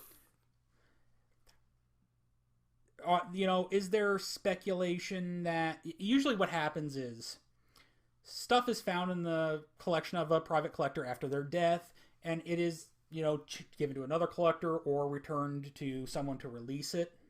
So, this is a story from that Ian Levine had back in the 80s. He was talking to a guy that he knew who was a film collector. A guy was at a car boot sale, for anyone who doesn't know what that is. Imagine a flea market where you took your car, you popped open the trunk, and people bought stuff out of the back of your trunk. In America, that's shady. In Britain, it's their version of a flea market. A guy bought some film canisters from the car boot sale. He had fond memories of watching the show as a kid. He didn't think anything of it. He didn't realize the episode was missing. Yeah. Ian Levine was talking to him, or depending on the story, talking to him directly or talking through a friend of a friend, and it got back to the guy that he had missing episodes. He returned them to have prints made. Yeah. So, sometimes collectors don't know what they have. That is a common thing. I mean, Bob and I are comic book collectors. Sometimes you buy a lot. It might be years before you go through that lot. And sometimes with this lost media, stuff will literally just show up. But let's go to the point of this. A Doctor Who restoration team member in 2018 reported there are episodes held by collectors of Lost Doctor Who. Philip Morris, who we just talked about, in April 2020 confirmed at least 6 episodes are held by private collectors. Why are they holding them? We don't know. Will they be turned in? We don't know. Private collectors are a weird little group at times. You have to be very careful working with them. Now, the BBC, if they wanted to, could probably force their hand, but right now the BBC's not really in a position to do that, are they, Bob? Yeah. The BBC has suffered numerous budget cuts over the years here, and they will continue to have budget cuts for the foreseeable future. The goal was to save £550 million by 2021-2022. Big question is the future of the TV license. So there are some people who have speculated the TV license might go away. It might be replaced with advertisements, or it might be a hybrid system. But so far, no one has commented. Yeah. Streaming, it is the future. It is the future. So BBC is already... They've been actually really proactive with streaming since the early 2000s. BBC I produced original Doctor Who episodes specifically for its channel. I should know because I streamed some. Yep. And with BritBox, the BBC is taking streaming very seriously. They also realize there's a niche collector market in DVDs and Blu-rays, so they keep pumping those out as well. So one big thing I like to talk about here, I'm a racing fan. Right now, Willard, imagine you had a major international racing series. Okay. That 7 of the 10 teams either have a primary or secondary base in the United Kingdom, the country, and they create a significant amount of jobs. BBC can't afford to air it. Wow. $35 million in cuts from their budget a while ago. Channel 4 did air select races during the season for several years, and now they only aired the British Grand Prix. But this is one of those things you have to be honest about. Sky's coverage is a lot better anyway. But it's an example of the reduced budgets and the problems with it. Now, we have a couple extra minutes here. We're going to talk about some other lost media to kind of fill out the end of the panel. So this is not isolated to the United States. We know the Tonight Show starring Johnny Carson, especially 1960s, there is a tremendous amount of missing content. The first 10 years from October 1st, 1962 through May 1st, 1972 are largely missing due to, of course, reusing the tape. Only 33 episodes survived. American Forces Network did condensed audio episodes with about 250 of those lying around. Dumont was a major network. Willard, do you want to talk about it for a second? So Dumont was a major network in the 1950s. There was actually 4 TV networks. Their big claim to fame is The Honeymooners with Jackie Gleason. Yeah. Their archive was sold in the 70s, and the lawyer, nobody wanted it. So this is before the retro market happened, where stations were actively seeking old entertainment, and the home video market happened. So they dumped everything in the East River in New York.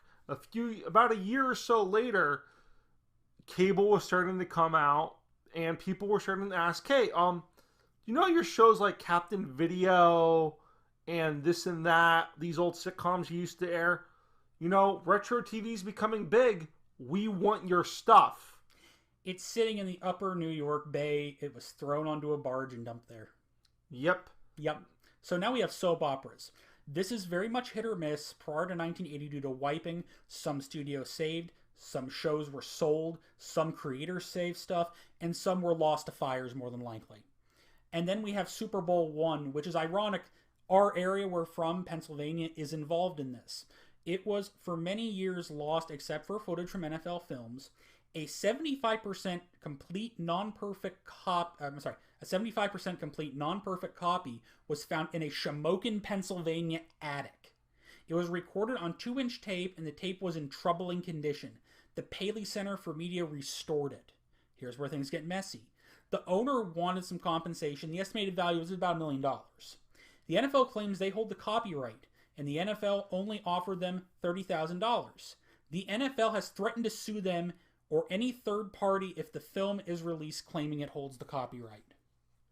So what the NFL did was they used their extensive archives to Frankenstein all 145 plays together from Super Bowl I into a 40-minute-ish game broadcast. Took dozens of sources to pull this off. They remastered the footage and added the NBC Sports radio broadcast over it. Now, the NFL Network did a major presentation of this Frankenstein as a 3-hour special. Fan comments were brutal on how terrible it was. It was not well done. Reporters did not treat the comments about it much better. It was not successful. So just pay the $1 million to the guy. Yeah, it's still sitting there. Now, we have a few more here to talk about. Petticoat Junction? So Petticoat Junction, the original black and white episodes, when the shows were brought into syndication, they actually cut part of the opening off to get the time in. The Star Trek, the pilot episode, The Cage, had about a few minutes spliced from it when they turned it into Menagerie. So what happened is they cut the hour and 10 minutes down so that it could be aired as a 2-part episode. Yeah. Now, for a long time, the only intact version of The Cage was the black and white copy owned by Roddenberry, but it turns out the 35mm color trims were found in a vault that were supposed to be destroyed. So they have been restored, and if you buy any of the Star Trek DVD box sets, they're on there. Now, one of the most interesting ones is Measure of a Man. My favorite Star Trek Next Generation episode, maybe my favorite in the whole series. This is something that was lost but not lost. The Measure of a Man initially ran 13 minutes long before cuts were made. This longer version existed only on a VHS copy given to the episode's writer prior to the remaster and release on Blu-ray. I believe she actually gave him the copy.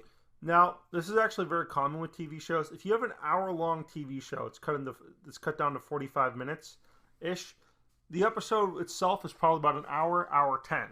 They cut that down to the 45 minutes they need. Sitcoms that are a half an hour are usually about a 45-minute episode, and then they're cut down to the half an hour. This is very common. But those extra footage never really gets seen. So, a little bit more about missing film. The British Film Institute, they have done significant recovery work. Their most wanted list is incredible and have produced several full and partial recoveries of lost film. Big problem with old film especially is nitrocellulose nitrate film is very sensitive conditions and can just catch fire.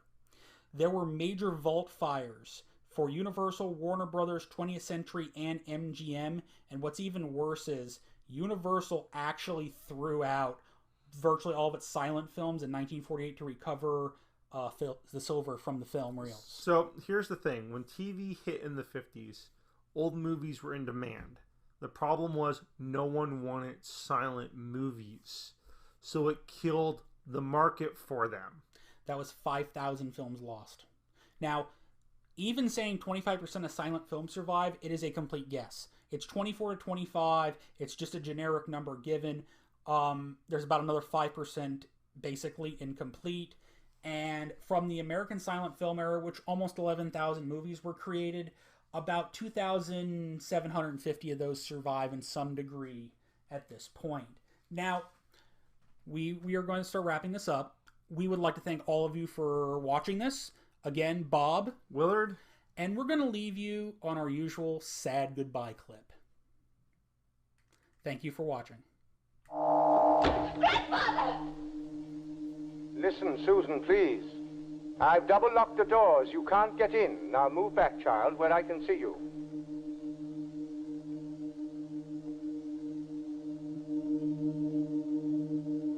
During all the years I've been taking care of you, you in return have been taking care of me. Oh, Grandfather, I belong with you. Not any longer, Susan. You're still my grandchild, and always will be. But now, you're a woman, too. I want you to belong somewhere, to have roots of your own. With David, you'll be able to find those roots and live normally like any woman should do. Believe me, my dear, your future lies with David, and not with a silly old buffer like me. One day, I shall come back. Yes, I shall come back. Until then, there must be no regrets, no tears, no anxieties. Just go forward in all your beliefs and prove to me that I am not mistaken in mine.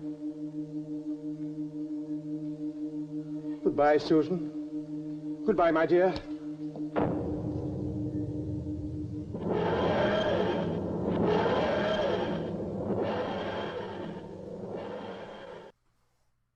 And that was Children Driver Robots, Doctor Who Lost in Time and Space. I don't know about you, but I'm really curious what happened with Marco Polo and the Doctor. I guess we'll never know. Anyway, stick around for the following messages and stay tuned as we got more coming your way for DerpyCon Online 2020.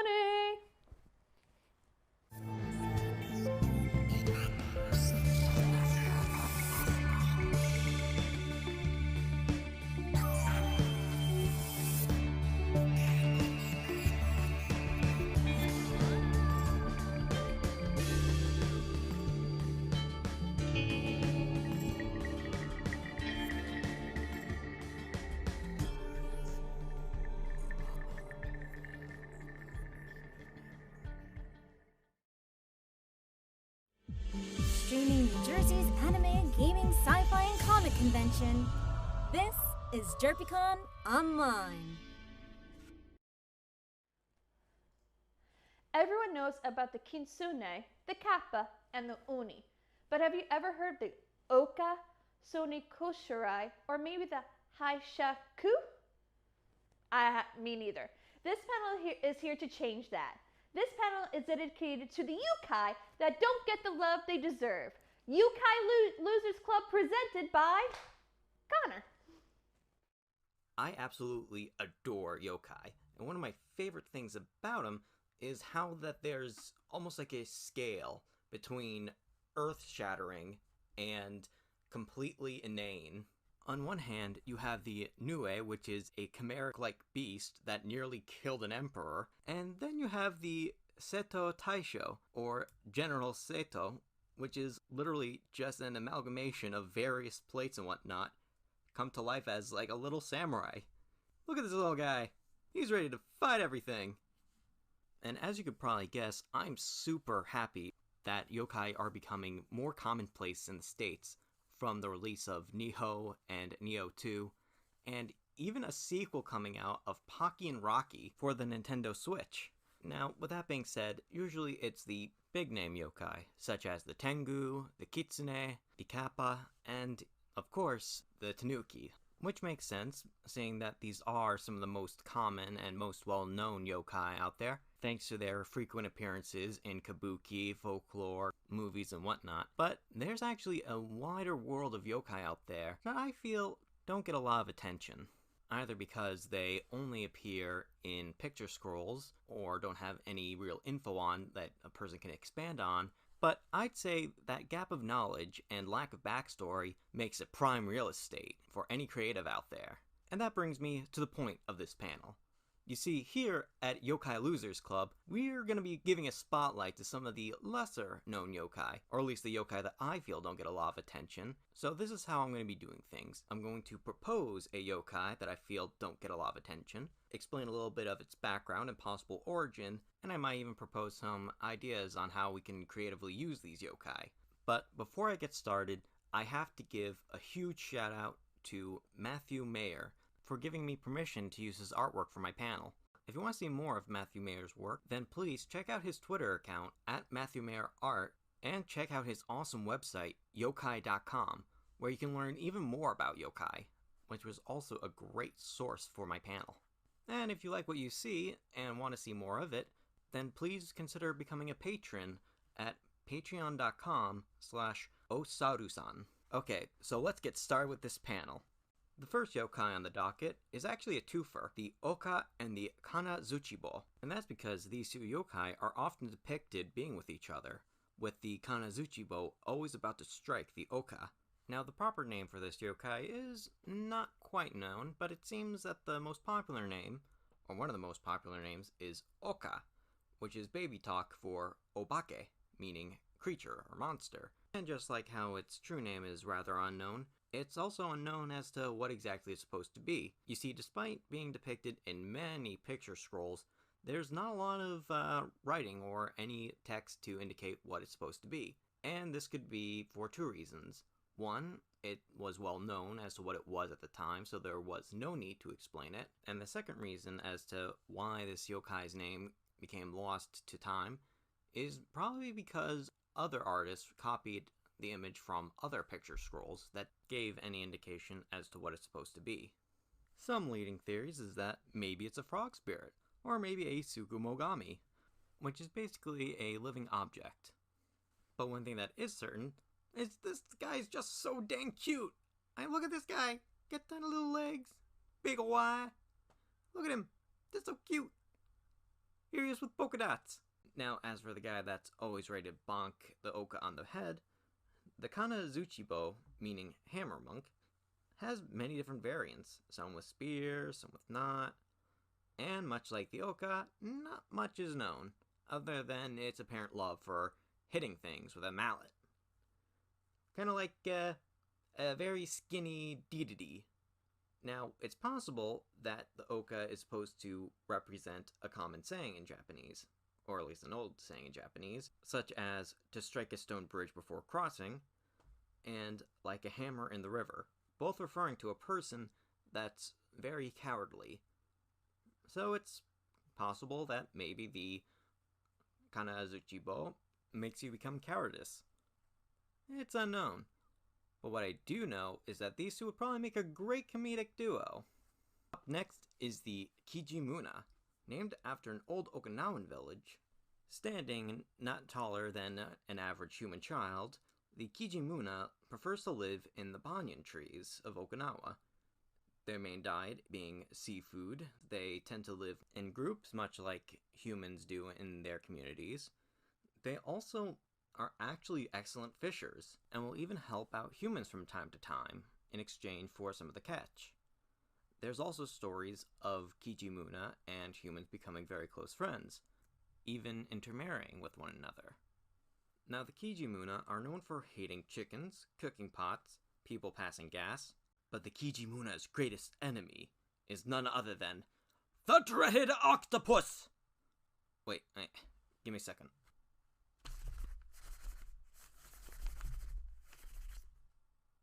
There we go. The dreaded octopus!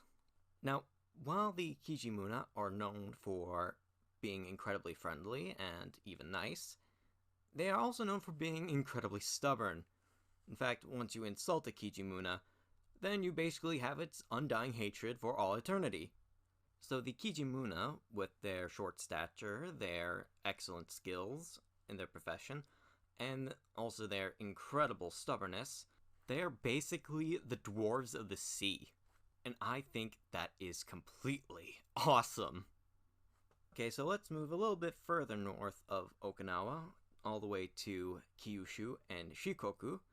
The Yama Orabi, meaning mountain shouter, is a big bird with an even bigger mouth and sharp little teeth. And as their name would suggest, they love to shout. And for being perfect mimics. Basically, the Yama Orabi is a big yellow loudrin with wings.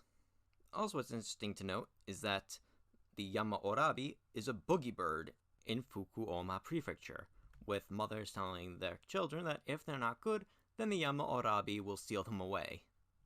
And judging on that giant mouth, I can see that. Okay, so you know how the Amabie has been like this huge meme due to a certain pandemic? Well, I decided to look into some other yokai, particularly ones that are the exact opposite.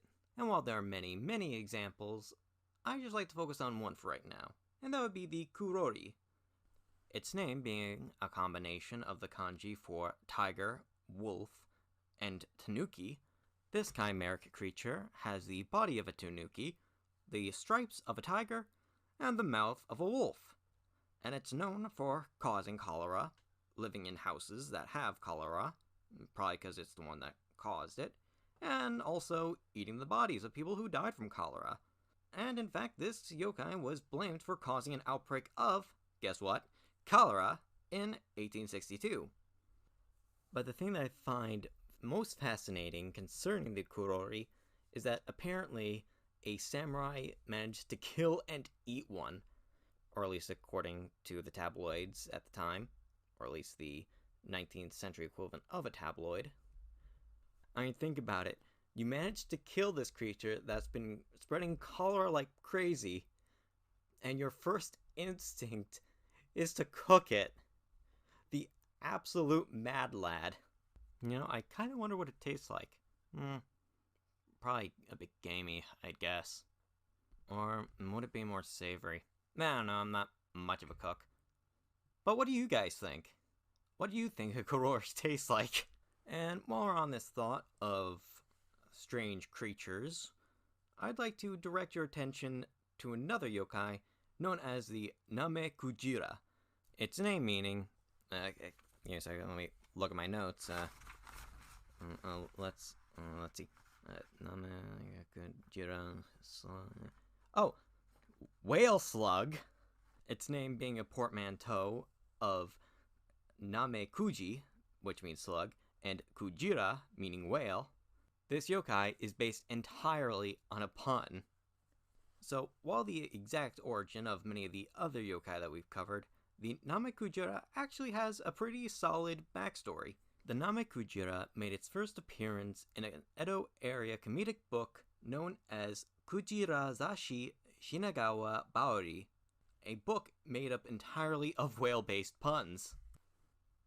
This yokai, known for leaving silvery slime trails that reach 100 hiro long, which would be about 182 meters or 600 feet if you're American. There's a dish called Kujira no Hyaku Hiro, meaning whale's 100 hiro, and this is where the pun comes in. While Kujira no Hyaku Hiro would refer to a delicious dish, I don't know if it's delicious or not, I never tried it, Namek-Kujira no Hyaku Hiro refers to a 182 meters or 600 feet long slime trail. Now, while this yokai is based off of a pun, I'd actually really love to see this thing fight Godzilla. And who doesn't want to see a giant slug boy having at it with a giant lizard monster that breathes fire? That would just be amazing in my book. Now, as for our final yokai of the day, I definitely think I saved the best for last. This yokai, known as Tomorokoshi no Obake, which means monster corn. Now, there's a little bit of backstory that needs to go on into this. You see, corn isn't native to Japan.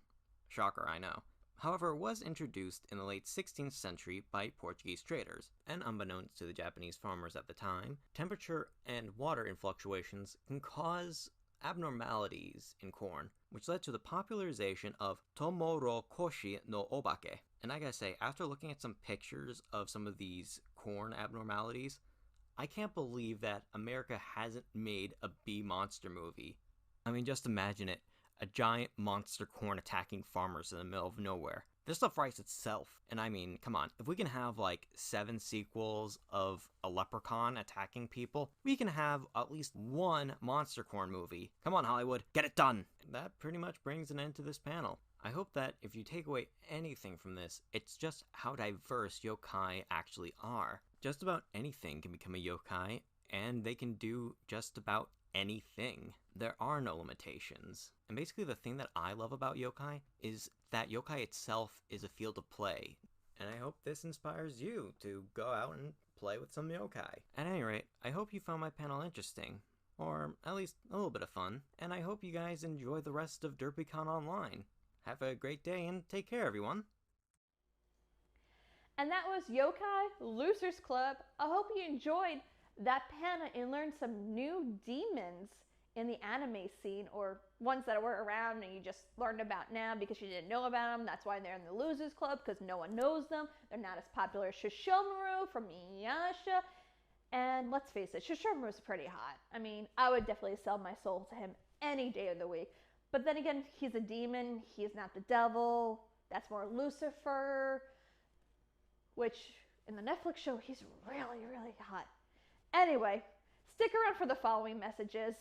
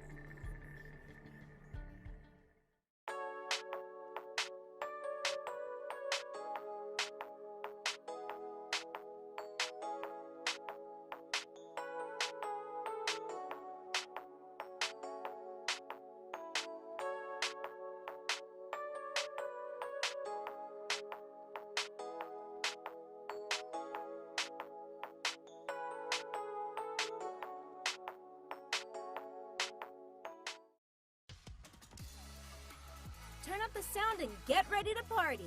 DJ Awesomeness Prime is throwing down tonight at the Saturday Night Dance, starting at 11 p.m. tonight on DerpyCon Online. Stock up on your favorite DerpyCon apparel, water bottles, notebooks, and so much more at the DerpyCon online marketplace. Get it now at DerpyCon.com.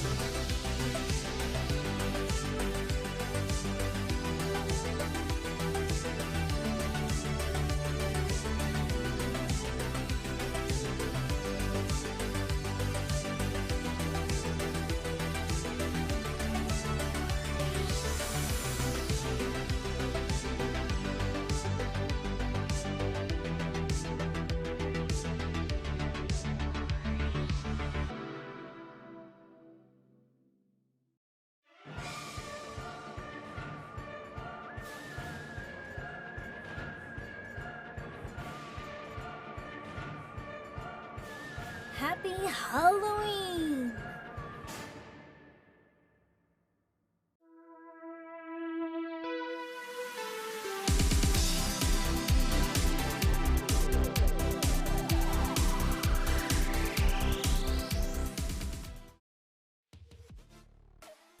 Turn up the sound and get ready to party. Join DJ Awesomeness Prime at the Saturday Night Dance starting at 11 p.m. on DerpyCon Online.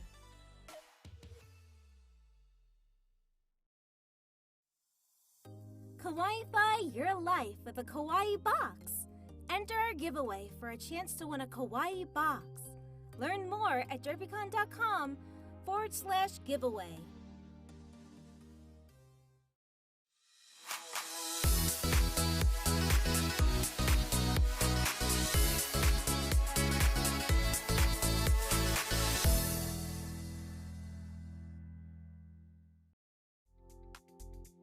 Need a mask? We all do.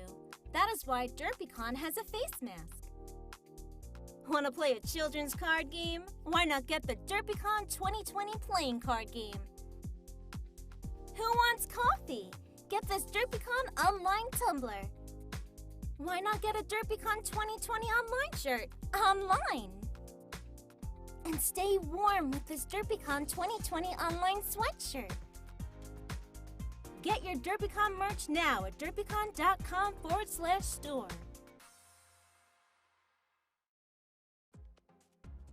DerpyCon heads to New Brunswick, New Jersey next Halloween.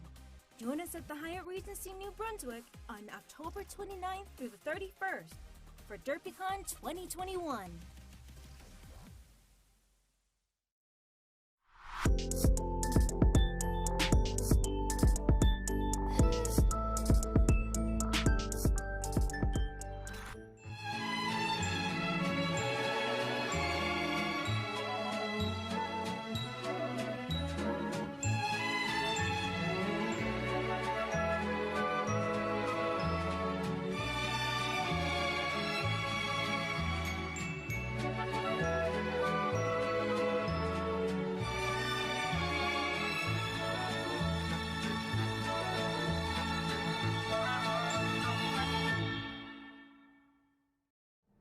Welcome to beautiful New Brunswick, New Jersey, at the Hyatt Regency New Brunswick, the home of DerpyCon. Our first stop on our New Brunswick adventure is right here at the venue, right next to these lovely rocks, one of the highlights of the hotel. And behind me, your venue for DerpyCon, starting in 2021.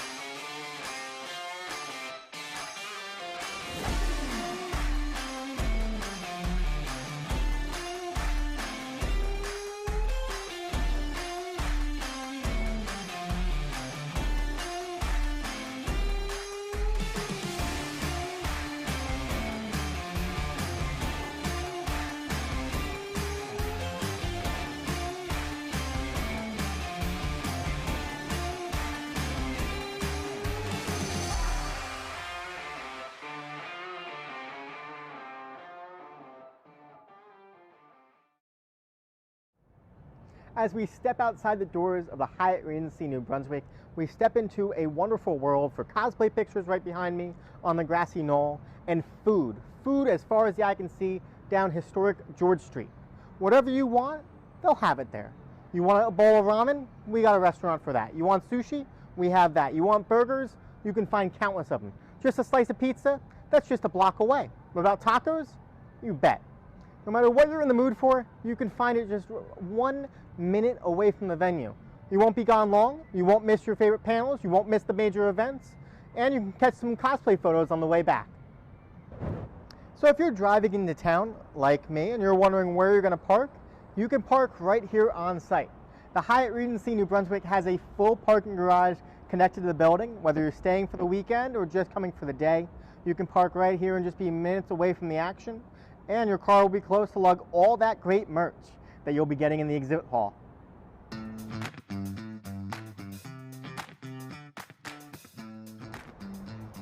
I feel like we're recording like the Wheel of Fortune videos of this is the prize you're going to win.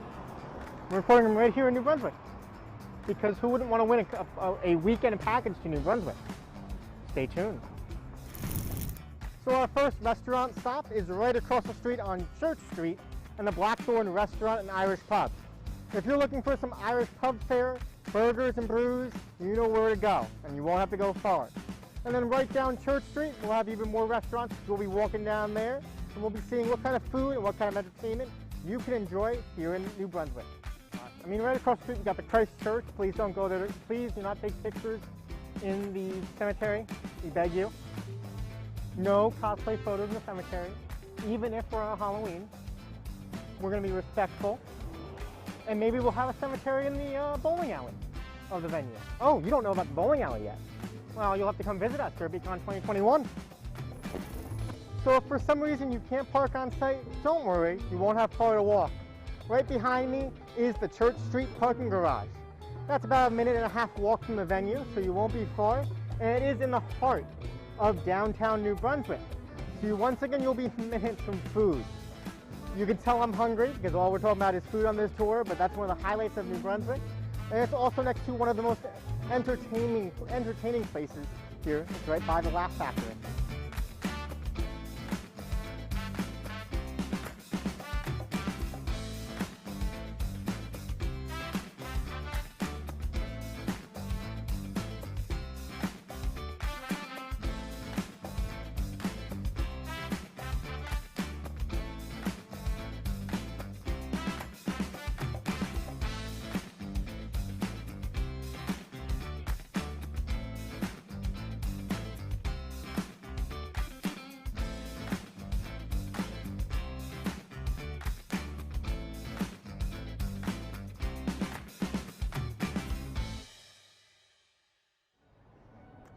As we continue our adventure down George Street, we have a Dunkin' Donuts over here, so if you need your morning coffee, Dunkin's the place to go.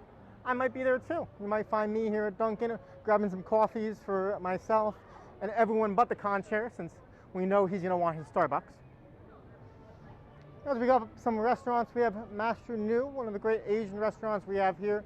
You're looking for some barbecue, you're looking for some noodles, looking for some fried chicken, we got it right here. As we continue down, we got the Hub City Brew House. A lot of beers on tap right here. So you got your brews, you got your burgers. One of the good places to eat. One of the best spots to go for a bite to eat, and my personal recommendation, is the Tavern on George. A historic building full of great pub fare, burgers, salads, sandwiches, soups, and of course some brews.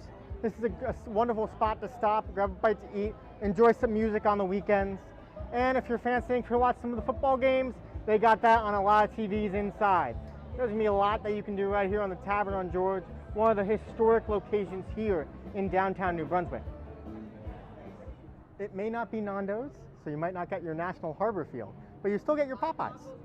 Fried chicken, some of the best fried chicken right here at Popeyes. Sorry, KFC lovers, Popeyes is where it's at. Are you short on cash during the weekend? Well, you can go right down George Street to the ATM. There will also be an ATM right on site at the Hyatt Regency New Brunswick as well.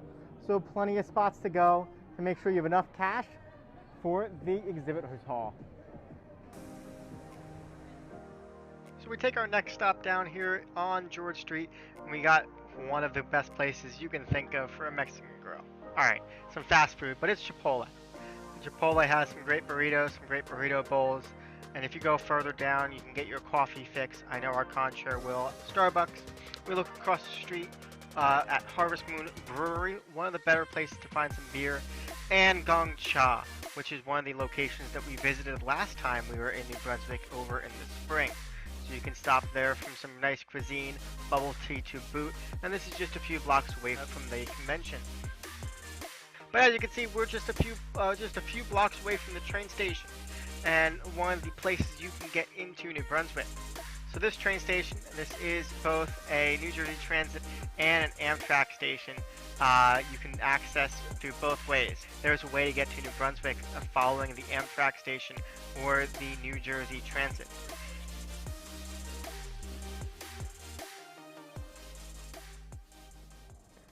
We've experienced a lot on our New Brunswick adventure today. We've gone downtown to the Stress Factory, we've gone past bars, we've gone past restaurants, we've enjoyed some of the sights and sounds that we have here in New Brunswick, from cosplay photo spots to even the train station for all you train goers. But now we're back here at the Hyatt Regency New Brunswick. We're tired, we're ready for bed. So we're gonna go up to our room, but the adventures don't stop today, because the party doesn't start until DerpyCon 2021 next year with you. Streaming New Jersey's anime, gaming, sci-fi, and comic convention. This is DerpyCon Online. Do you believe in ghosts? Well, you might after you, Ray. We're learning Ringu Edition by Connor. Hope you enjoy. It's gonna be all spooky. Hello everyone, welcome to DerpyCon Online, and welcome to my panel, Yurei We're Learning, Ringu Edition. I'm Connor Lewandowski, and I'm going to be your host. In this panel, I'm going to be talking about Yurei and Hideo Nakata's massive hit film, Ringu. Now, just to clarify, and because I don't want this panel to be a million years long, I'm not going to be discussing the American version Ring, or the prequel to Ring, Ringu Zero Birthday, or the sequel, Ringu 2. I'm just going to be sticking with just the original 1998 Ringu for this panel. While the more direct translation of Yurei would probably be faint spirit, the word ghost definitely gets the idea across much more effectively, in my opinion. Both Japan's Yurei and the ghost of the West are both the lingering souls of the deceased that are either unable or unwilling to pass on, with both haunting places and or people, by either making spooky noises in the middle of the night, or by more physical means, and not in the nice way either.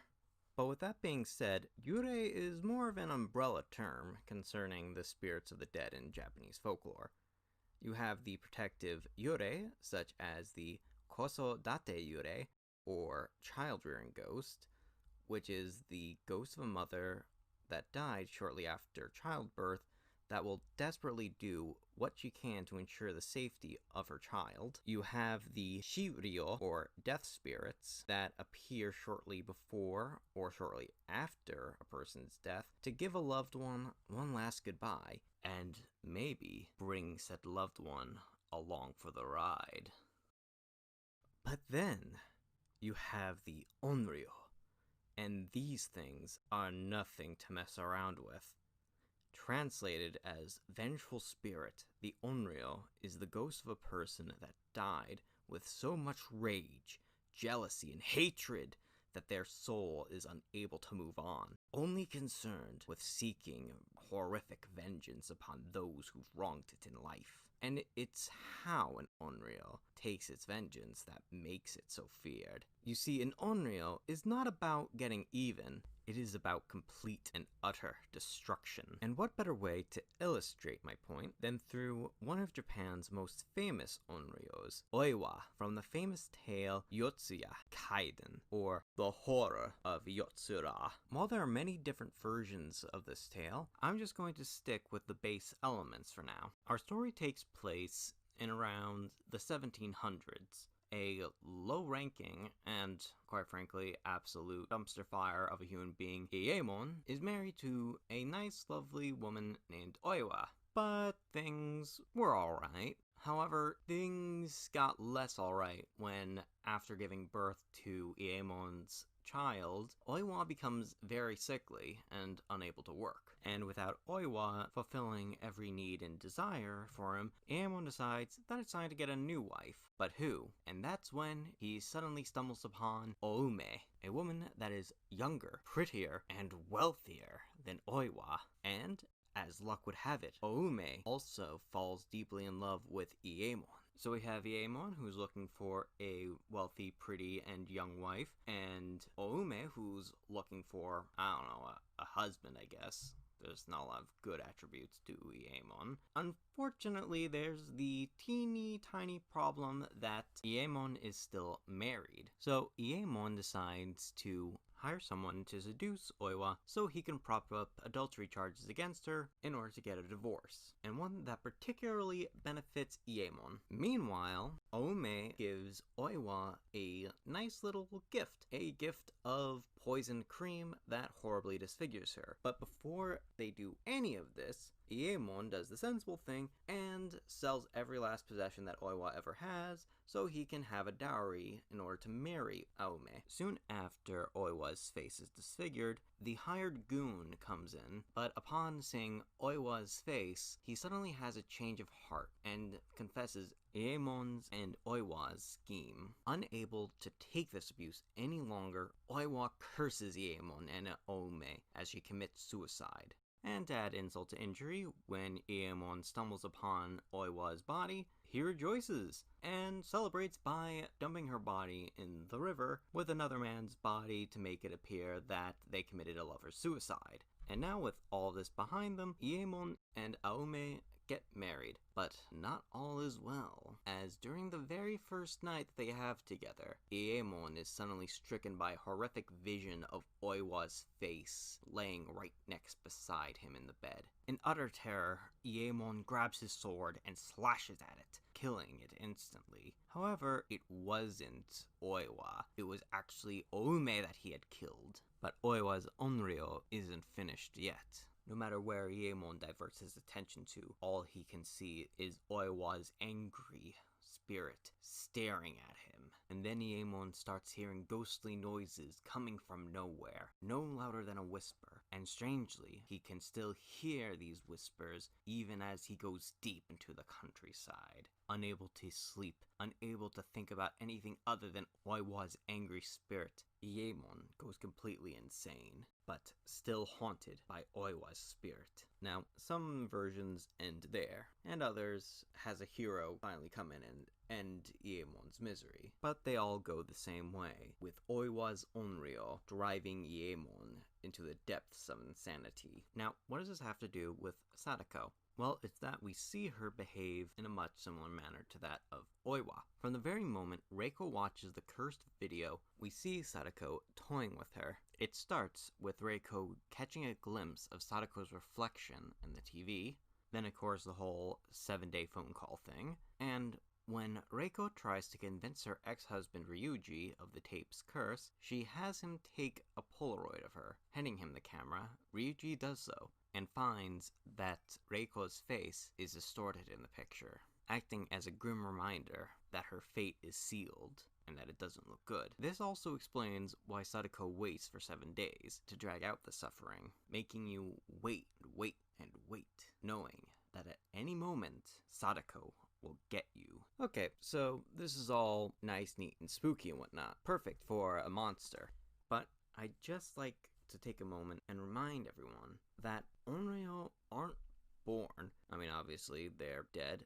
But the point is that Onryo are made. They're shaped by the people around them. There's a cause, a reason for their fury. And usually, it was due to a lot of trauma. A lot of pain that was inflicted on them in their life, sometimes by someone that was supposed to protect them, or by someone that they trusted. This is my weird way of saying, when we look at Onryo, it's important to look at what the spirit's life was. And through Reiko and Ryuji's investigation, we learn about Sadako's life. Born on the small island of Oshima, Sadako's mother, Shizuko Yamamura, was a psychic that gained a lot of fame for predicting the eruption of Mount Mihara, a volcano on the island, and saving the lives of a lot of people in the process. And while Sadako was always treated like an outsider and a freak even by her own parents because of Sadako's own powers, it was a humble life. But it would get much worse when her father, Heihachiro Ikuma, a professor at Tokyo University, decides to hold a presentation of Shizuko's powers. The presentation was held before the press, and immediately the audience mocked Ikuma, angrily calling him a fool and Shizuko a fraud. As the mob angrily jeers and mocks Ikuma and Shizuko, Sadako kills one of the reporters with her psychic powers. Now labeled a fool, Ikuma loses his position at the university, and now being openly mocked as a fraud, Shizuko commits suicide by throwing herself into Mount Mihara, and Ikuma and Sadako go into hiding. Ikuma would later attempt to kill Sadako by bludgeoning her in the back of the head and dumping the body into the well, then sealing it with a heavy stone slab. And to make this story even more grim, as Ryuji descends down to the well, we discover that Sadako wasn't killed by that blow to the head. No, in fact, she was alive, and she even tried to climb out of the well, an act that she repeats when she climbs out of the TV, meaning that Sadako died trapped, alone, and forgotten at the very bottom of a cold, dark well. And this also kind of leads me to my final point with the movie. Why does Sadako's tape draw the ire of her Onryo? And this is more of a theory. You see, in the video, we get glimpses of every aspect of Sadako's life. Her mother, the prediction with the volcano. There's a distorted voice in the tape that speaks in a dialect that's native to Oshima, saying a very common proverb, frolic in brine, goblins be thine. We also see the eye with the kanji for Sada in the middle of it, and also a POV shot of someone looking up from the bottom of the well, and then finally at the well itself. What I think this video does is it connects you directly to what happened to Sadako. It connects you to Sadako's hatred, to her trauma, the true horror of the Onryo. You don't even have to have been involved in the original event or have been the direct cause to draw the ire of an Onryo. You can simply just have any connection at all. Remember Oiwa and her story Yotsuya Kaiden? Well, the thing is, the play is, or at least the kabuki play version, at the very least, it's cursed. Yep, there are a lot of rumors surrounding people performing the play. Rumors such as people that perform in the play seeing ghosts, hearing strange noises, getting into bizarre accidents. And it's not just actors that are rumored to have been targeted by Oiwa's Onryo. It's even rumored that stagehands and other crew members getting targeted by the spirit.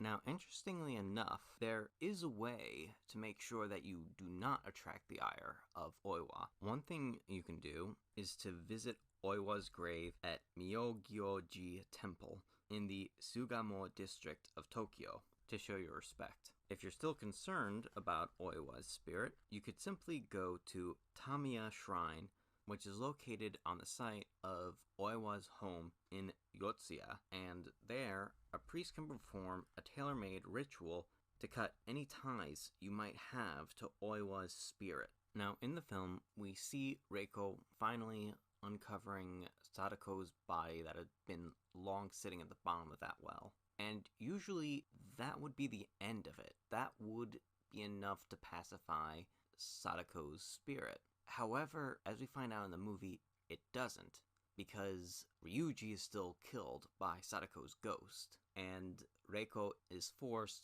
to perpetuate the curse by getting her own father to watch the film to save Yoichi's life. And I guess that might be the actually frightening part about the Onryo. You cannot know if something will work with them. You could try the best you can, and it might not do anything. You could right any wrong that was committed. You could enshrine them. You can give them a proper burial, and it might not amount to anything. It depends on if the Onryo is willing to forgive. And most times, they are not. They're mostly just pacified for the time being. And if you happen to catch their ire, they will go full force at you. And that is the exact type of ghost that Sadako is. If you watch her video, you die. It doesn't matter if you're a big movie buff or if you bend heaven and earth to bring her out of the well. She is still angry. She has so much hatred, so much anger, that it can't be pacified by just righting that one wrong. And that's because Onryo are vengeful spirits.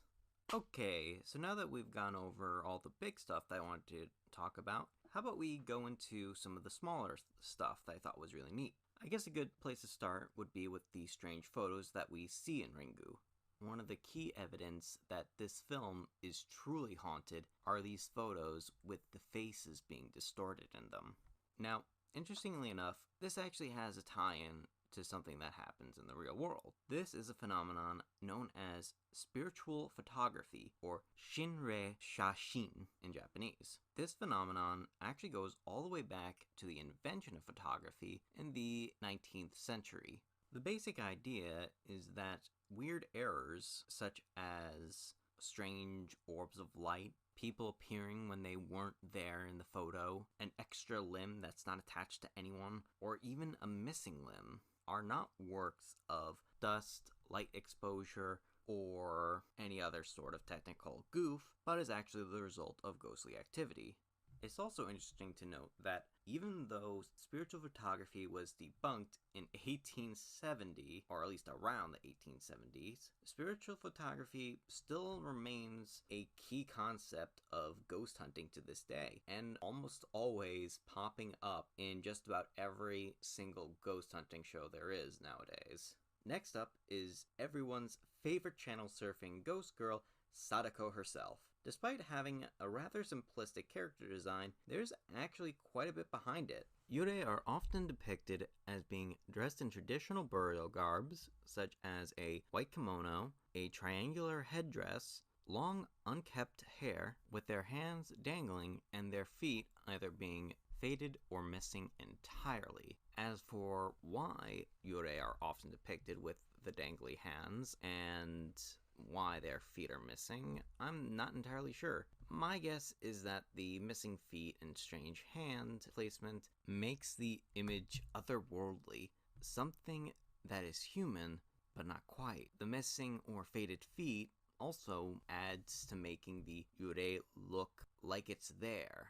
Not quite, just faintly. And finally, there is Sadako as well. Interestingly enough, Sadako is not the only Yurei to be associated with wells. There's actually Okiku, who is from the story Bancho Sarayashiki, or the Dish Manor at Bancho. Basically, the tale is about a dishwashing servant who's killed by her master for rebuffing his romantic advances. Her body is then thrown to a well, which she then haunts. Now, I don't think it is a direct reference, but I think it might be a bit of a nod to it. Honestly, what makes Ringu one of my favorite movies isn't just because there are nods to traditional Japanese folklore, it's how the movie blends modern-day concepts like video recording and psychic powers in with old concepts like the Yurei and the Onryo, and make something new out of it, something of its own.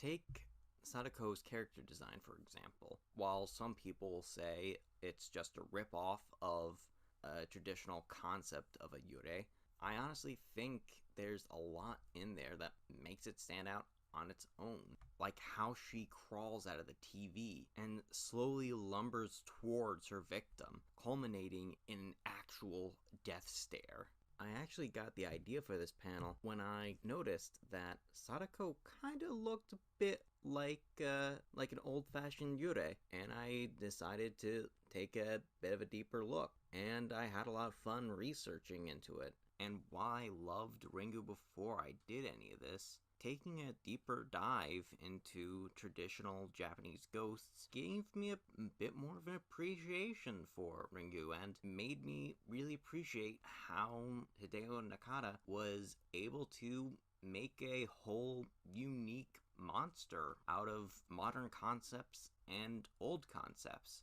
My point being, I hope you had as much fun watching this video as I had making it. And before we go, I just want to give a big thank you to Matthew Mayer for giving me permission to use his artwork. If you want to learn more about what goes bump in the night in Japan, then I highly recommend checking out his artwork either on his Twitter or his website at yokai.com. If you want to learn more specifically about Yurei, then I highly recommend Yurei Attack by Hiroko Yoda and Matt Alt, with amazing illustrations by Shinkichi. And if you want to read more about Japanese horror films, then check out David Kallett's book J-Horror, The Definitive Guide to The Ring, The Grudge, and Beyond. These works were indispensable in researching for my panel. They were also a lot of fun to read, so I'd highly recommend checking it out if you have the time. I hope that you all have a great time here at DerpyCon Online, and thank you for coming to my panel.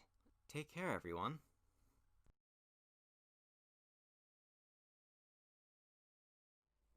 Well, if you're still around after that panel, you're one brave soul. That was Yurei, We're Learning, Ringu Edition. Which actually brings me back to a memory from DerpyCon last year. Well, I wasn't there, but a lot of my friends who were showed me this picture. There was a cosplayer who cosplayed as Suri from The Ring, and she was in the small TV with the screen and the lights, and she would come out all creepy just like that. Come to think of it, I'm going to keep my smartphone away from me for the next 7 days. Anyway, stay tuned on your Roku, Twitch, or Fire TV for DerpyCon Online. It's 2020. Stick around for the following messages.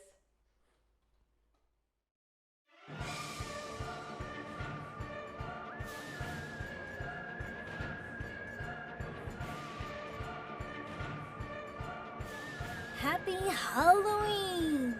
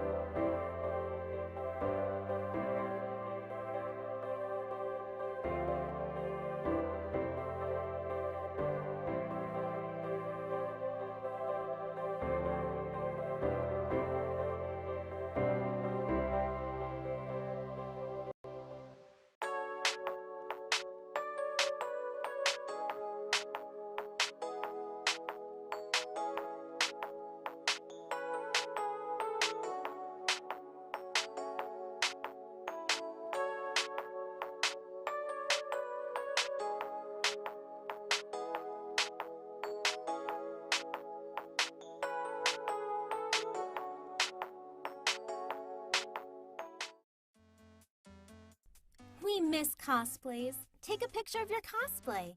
Tag @DerpyCon on Twitter and hashtag DerpyCon Online.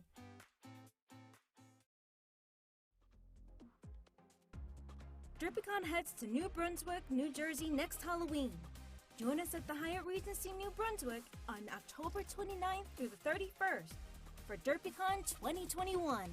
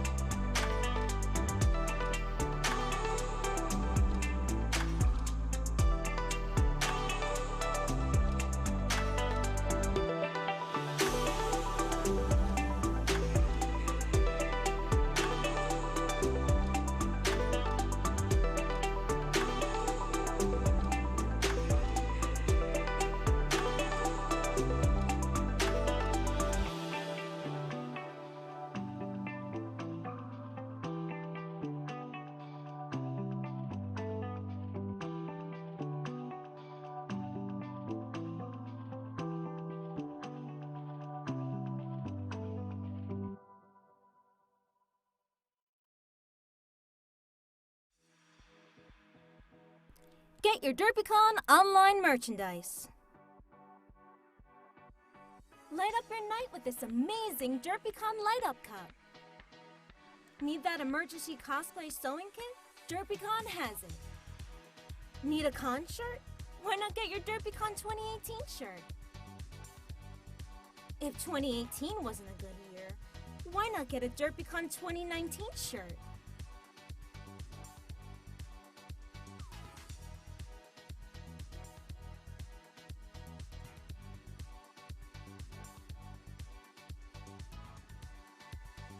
Get your DerpyCon merch now at derpycon.com/store. Turn up the sound and get ready to party. DJ Awesomeness Prime is throwing down tonight at the Saturday Night Dance, starting at 11 p.m. tonight on DerpyCon Online.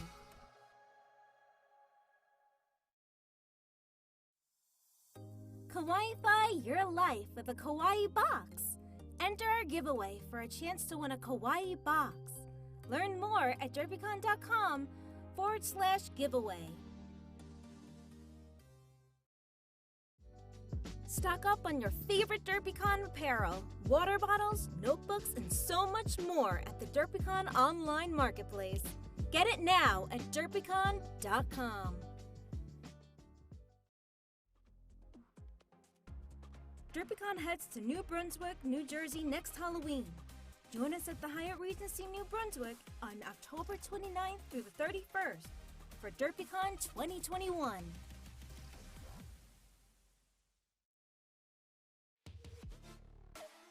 Turn up the sound and get ready to party. Join DJ Awesomeness Prime at the Saturday Night Dance starting at 11 p.m. on DerpyCon Online.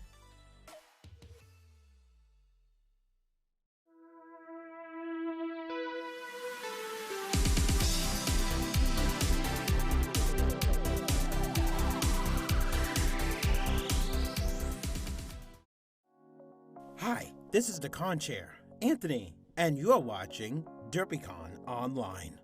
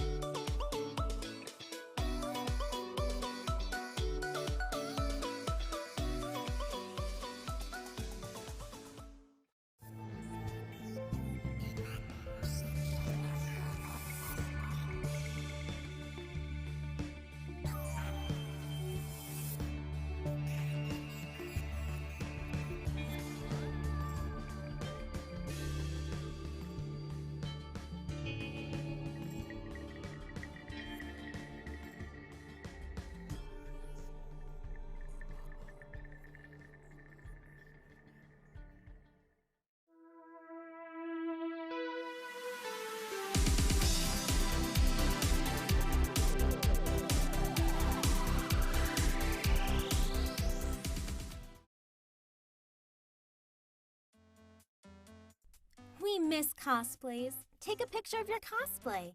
Tag @DerpyCon on Twitter and hashtag DerpyCon Online.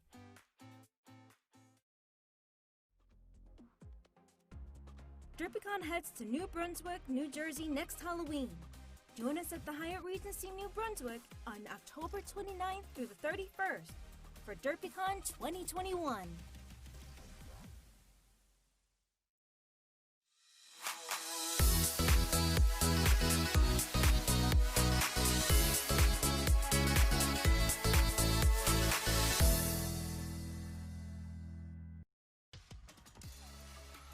Turn up the sound and get ready to party. DJ Awesomeness Prime is throwing down tonight at the Saturday Night Dance, starting at 11 p.m. tonight on DerpyCon Online. Kawaii-fi your life with a Kawaii box. Enter our giveaway for a chance to win a Kawaii box. Learn more at derpycon.com/giveaway.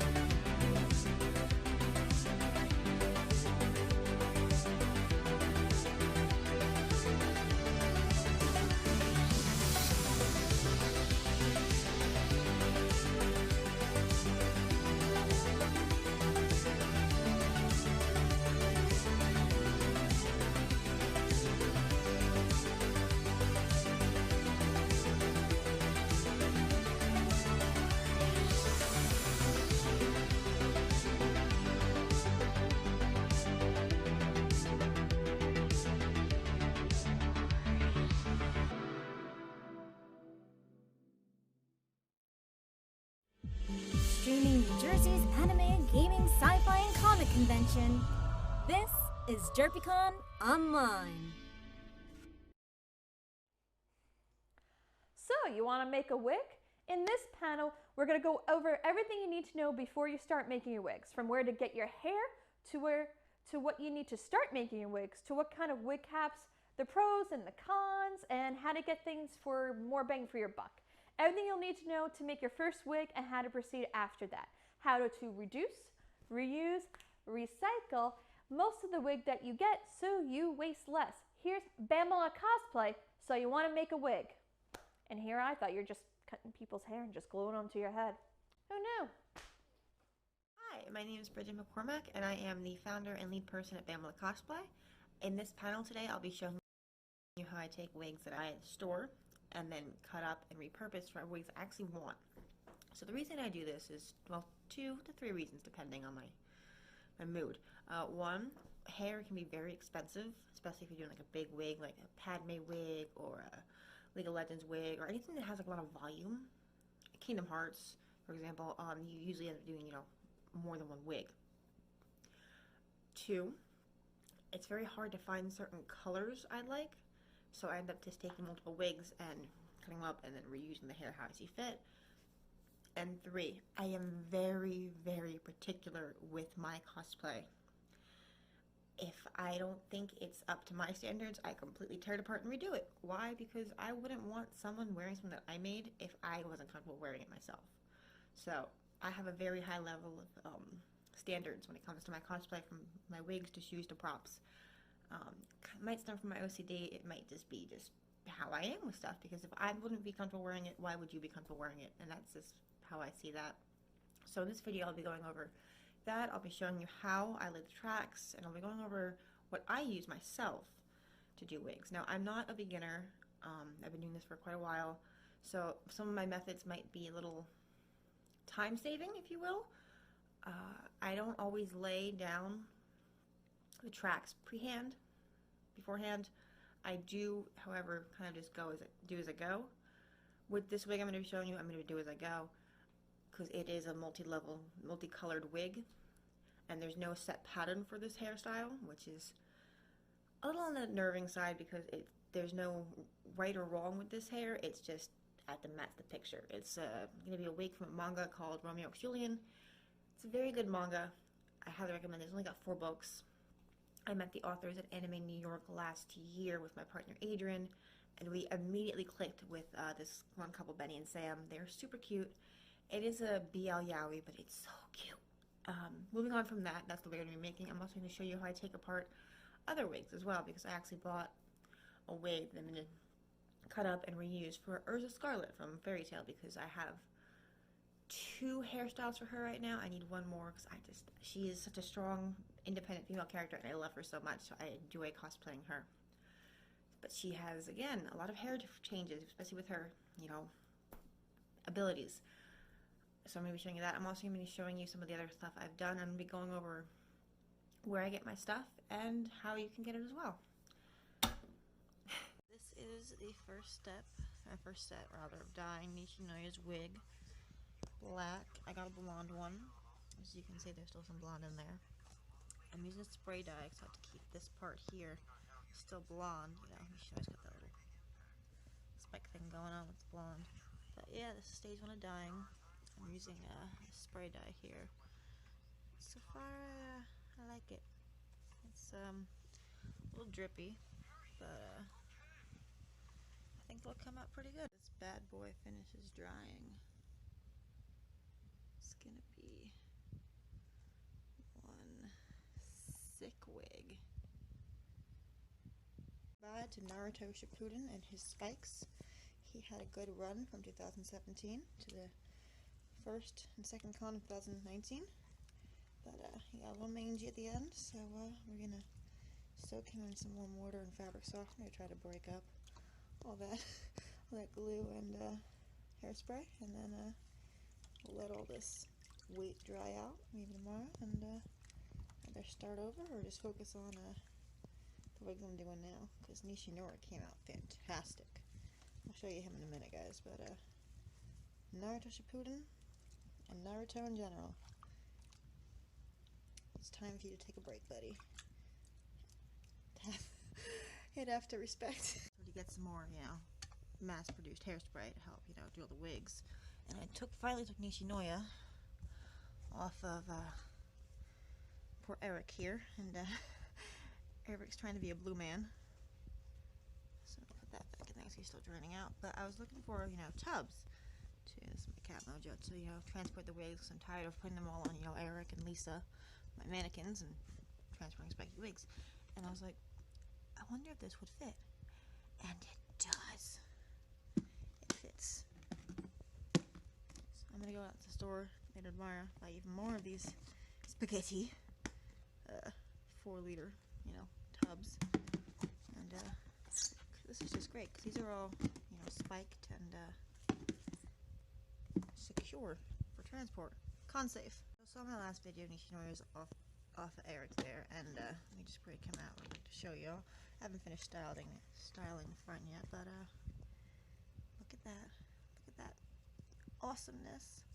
Once he's finished, he will be debuting at Anime Next for the Haiku meetup on Sunday. I think I put it for 12. But yeah, Nishinoya came out really darn good. This is my first time using spray dye for the wig. I just have to finish it up so it does leave a little bit of gook residue on it if you pull on it. Oh, it's not really that bad. But yeah, this tub, just put it in there. It still holds everything, and then you just put the lid on. Dollar store, man.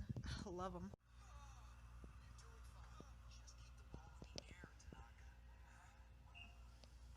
Work in progress. And after brushing and washing out Naruto, he still has his spikes because he's been in him for 3 years, and I think that's adorable. Okay, so as you can see here, I'm actually prepping to do a Nishinoya wig. For those of you who don't know, Nishinoya is on Haikyuu. He's the Libera from Cross.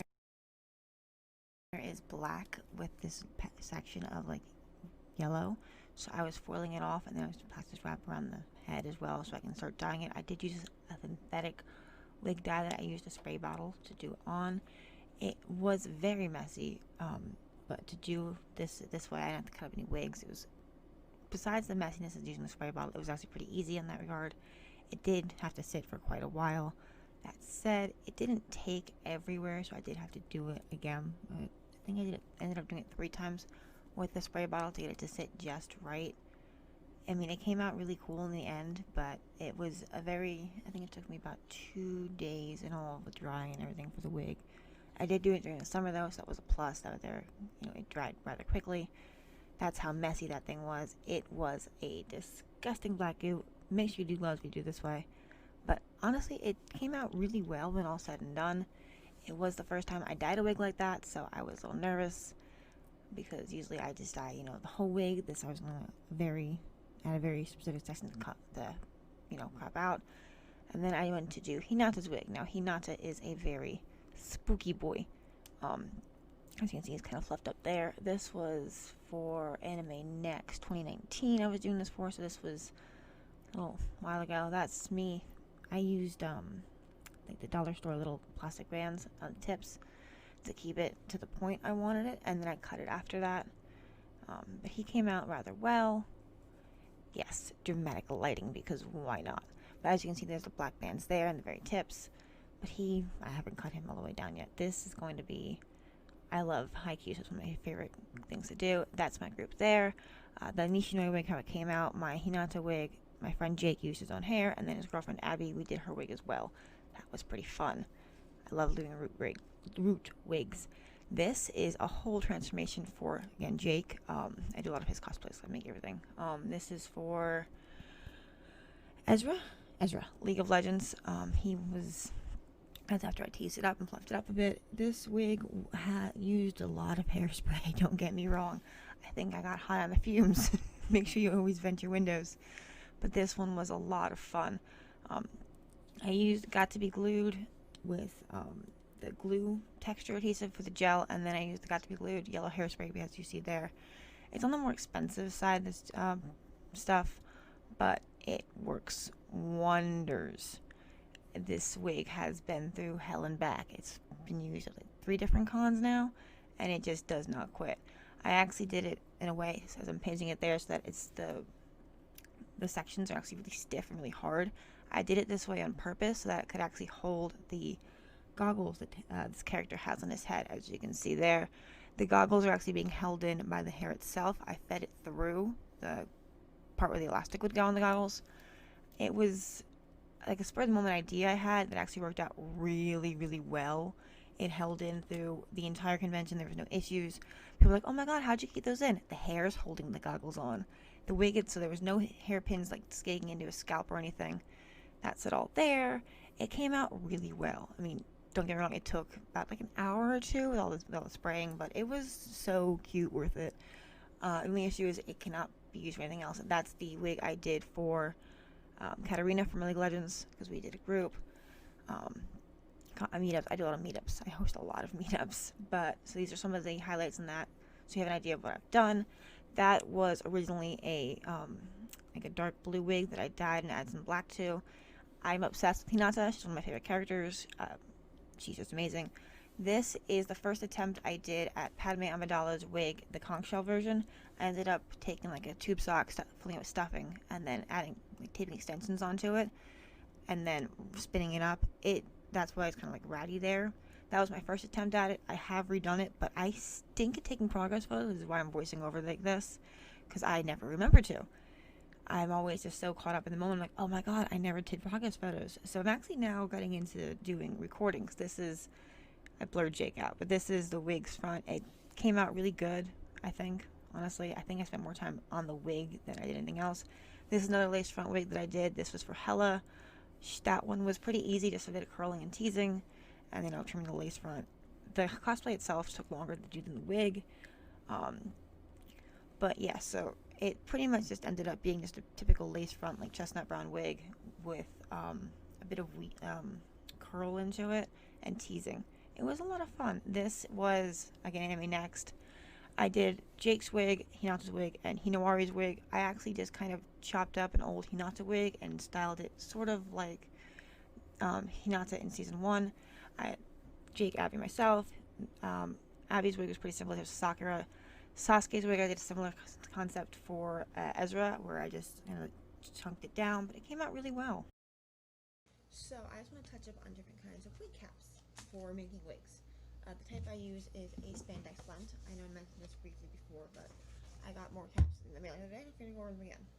There is then a mesh or spandex ball cap that some people do use as well to add a bit of hair to. I don't particularly like these. It's like stockings, they can run, and they're annoying. Personal preference though, don't, at me. This is another wig cap that I don't particularly mind. It's not the same as the other ones that the cheaper wigs come on. It has bigger holes, so you can use a T-pin on this if you wanted to. The only reason I use T-pins is because I usually put it right into the elastic band here. And when I do it here, I'm just using it really quick to hold in the track. With this one, I have no real issue worrying about T-pins because T-pins are a bit bigger. They can pull. What you can use instead, like if you're doing like curls, for example, and you're doing a curler, and you want to do something good that way, you can do the corsage pins. Here we go. I'm going to fix that. Granted, T-pins are annoying for a couple reasons. One, the hair can get stuck in the opening, and it can get stuck in there, and that's annoying. But I only use delay tracks because I have the thing fits my head pretty firmly, and that makes styling right now. Styling though, I'll show you that in a different video, or maybe next year. You never know. We'll see how this goes. 1A. This one I like a bit better, just because the holes are a little bit bigger, and it's more of a softer feeling. Again, another one of the black ones. Now this next one right here I like because it has the opening right here. So when you put it on, there's a space right here. And if you don't know what this is for actually doing a front, like a piece, similar to not this. Hold on. As you saw earlier, I was taking apart wigs. This one right here. Let me just stop doing this. So if you look right here, see that patch right there? That's where it has a part. So with this kind of cap, I can just sew it right on perfectly. So you sew it right in the spot there. And it's so that you can lay the track under and just sew over. Because it's a hard, I don't know if you can see. Let me do this. It's a hard like silicone plastic. So what you would do is you would take this out, which I'll eventually do. See the, yeah, you really can't. Maybe better person just pass it around. But you would take that out and then lay it under this part here and sew over, so it overlays, and you don't have to worry about hiding those pieces. One of the hardest things to do when redoing wigs is to hide those pieces, because if you don't lay it properly, it'll show, and that's the last thing you want. You don't want anything showing track-wise. You don't want any track show. You don't want any pieces to show. You want it to look as natural as possible, and a cap like this really helps a lot for that. I actually will probably not show this one finished, so right now I'm showing the blue one. But I will most definitely have a video or show you what this looks like when it's done. Because I already did one last month. Because I am just binging a lot of Katarina and Urza Scarlet, because they are the big reds and they are gorgeous, strong, beautiful women that kick butt. And that's important. So those different kind of caps that I prefer and I use. There's also different kinds of caps for putting your hair on. I just sometimes, if my hair's really right now, I won't use a cap. If I need one, I'll put on one of the mesh ones. But there's also a velvet hairband that I got on Amazon. It's really nice. It's sort of skin tone. I'm pretty pale, so, but you wrap it on like anything else, and then you don't have to worry about pinning as much, or really at all, because you can literally just go full on. I whip my hair back and forth. I can't think of the name of the song, and it just stays on. Granted, you have to move your hair a bit, especially if long hair is like in your mouth, but it just does not move. And it's really good because I did a fairy tale photo shoot for Anime in Europe last year, and I was hanging upside down from the rafters because I was nuts. Anyway, it held in place. It did not move. It was beautiful. One of my biggest issues is I have a really heavy Padme wig, and it just moves a lot, so that really helps with that. Next, I prefer just, black wig yarn, thread yarn, excuse me, just cheap stuff. I like scissors like this for doing this, just because it's easier to cut stuff, and I'm just lazy. Front clips, these are what I use to make the extensions and the clip-ins for my other hair. These I love. You just sew them in to the cap, and it adds a bit more anchorage, and it's really good, especially if you're doing like a heavy wig or a long wig. I sewed it into my long Katarina wig, just because I wanted to make sure that it's stuck in the front of my hair, because I usually don't wear a wig cap, so I keep my hair short anymore. This is back T-pins. T-pins, I can take it or leave it. These right here, I am obsessed with. I am obsessed with these, like they can even notch, and here, so you can hold it where you need to. You hold it all the way in. So if you would like to grab, for example, a big old chunk of hair for something, just grab it and then clip it. You can, but if you have to grab, it's like if you're doing, for example, braids, you can just grab the whole braid and just bend it, and it's just, yes, they hold a lot of hair, and when you're doing something that requires that much hair, these things are a godsend. Granted, they don't really work well for my thin hairs, but when I'm doing like Padme or Danganronpa or so on and so forth, they really help a lot. This is elastic, but I will sometimes put in the wigs as well if I'm doing something really heavy, so I'll have it like hit the back of my head, like just extra support for a bigger piece. Now, last time I talked about different kinds of needles. I got more in finally, because I somehow lost them with a lot of my leather stuff, which I'm not happy about when I had to move my shift areas. This is an angle needle, so if you're doing, I use this one a lot for the ear, just so I can get in there and then pull it out. You can also use, like I said, hook needles. Another one here. There's different sizes. They all have about the same curve. As I said before, I prefer ones a bit more straight. But other than that, they're all pretty normal. Then I have some nice thick heels. I like them to have a bit more of a focus, bigger hole. This thing's a pain in the butt. Just so it's been easier to thread.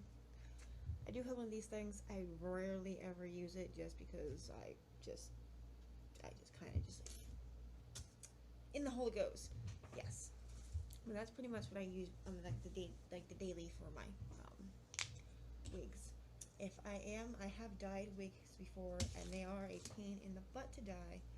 That said, it is important to be able to know how to do it. It just, if you're doing something, try to get away as close as possible color-wise. You don't really want to have to keep changing it or stopping what you're doing to change it. I did a couple different methods when I made my Nishinoya wig. At first, I tried just dyeing the whole wig minus the front piece. I did dyeing, cutting it out, dyeing the front piece only, making it on a black wig. Like I did a lot of stupid things until finally I just cut out a wig and did an insew and sewed them all together. And that's how I got my current Nishinoya wig. It was the first time I did something like that. It was a couple years ago now, and I honestly don't regret it. It came out pretty decent for my first time doing a wig like that. Alright, I'm gonna lay some more tracks in and show you what's going on. And I'm not sure what I'm doing with all this because I don't know if I'm gonna just talk while I have videos in the background when I do this. But I am just talking now because honestly, I don't really know what else to do at this point for some of the stuff because, well, this is a series. See, it feels like a series when it's actually just supposed to be me for like an hour for a panel. So, you know, this is comedy gold.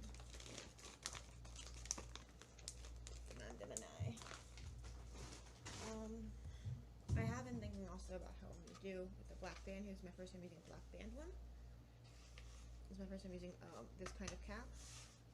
Honestly though, I'm okay with it.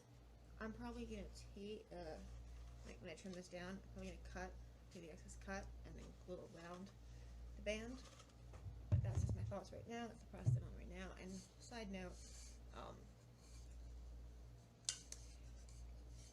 if you know, well, if you know, but I just had to share. Gay panic. Alright, let me lay some tracks and switch phones because I like to watch anime while I do this. So, yeah. My cat's annoying.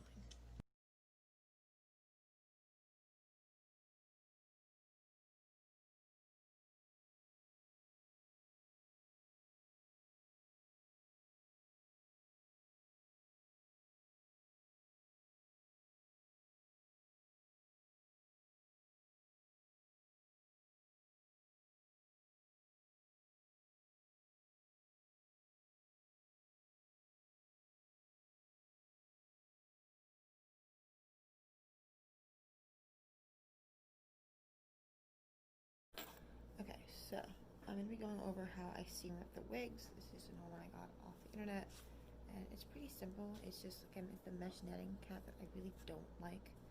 The easiest way I do it is I just go and I get a seam ripper. It's pretty self-explanatory. And then I tend to start from the base of the wig. And what I'll do is, depending on how this one's done, I'll just go from the back of the wig, where the overlay is, and you can see on the tracks.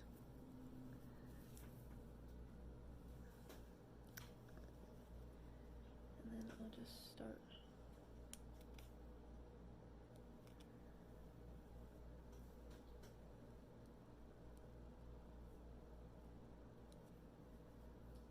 Just do one really quick so I can show you.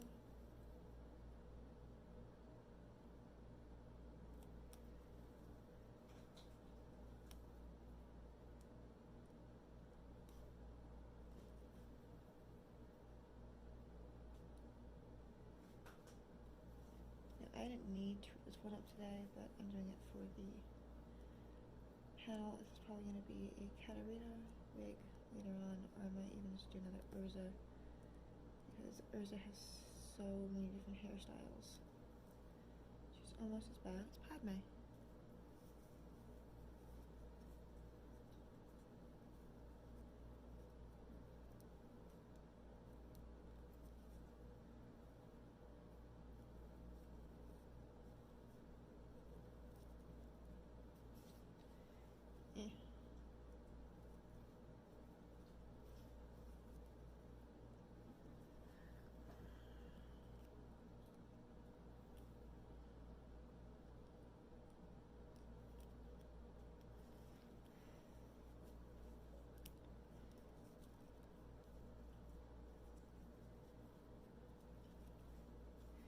You don't want to rush with this, because if you do, you can end up ripping it, the hair I mean, and getting up bald spots, and you don't want that. Then you just have to overlay it with more hair later on. And if you can avoid it to begin with, you're better off just avoiding it to begin with.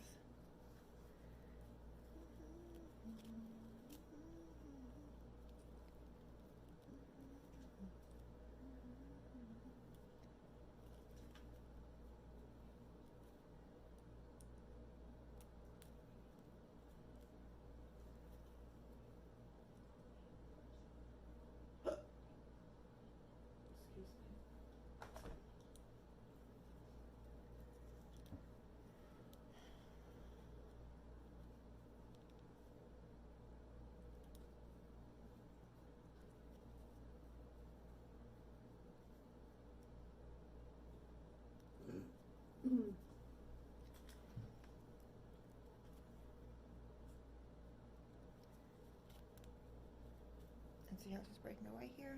For the entire wig.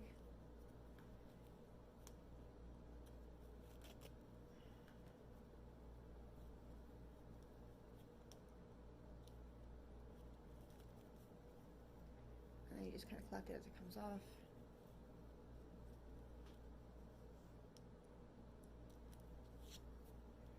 And there's the end of it. See? It's pretty simple, just kind of time consuming. So usually I'll do it when I'm watching an anime or I'm rewatching something. And it goes by quicker.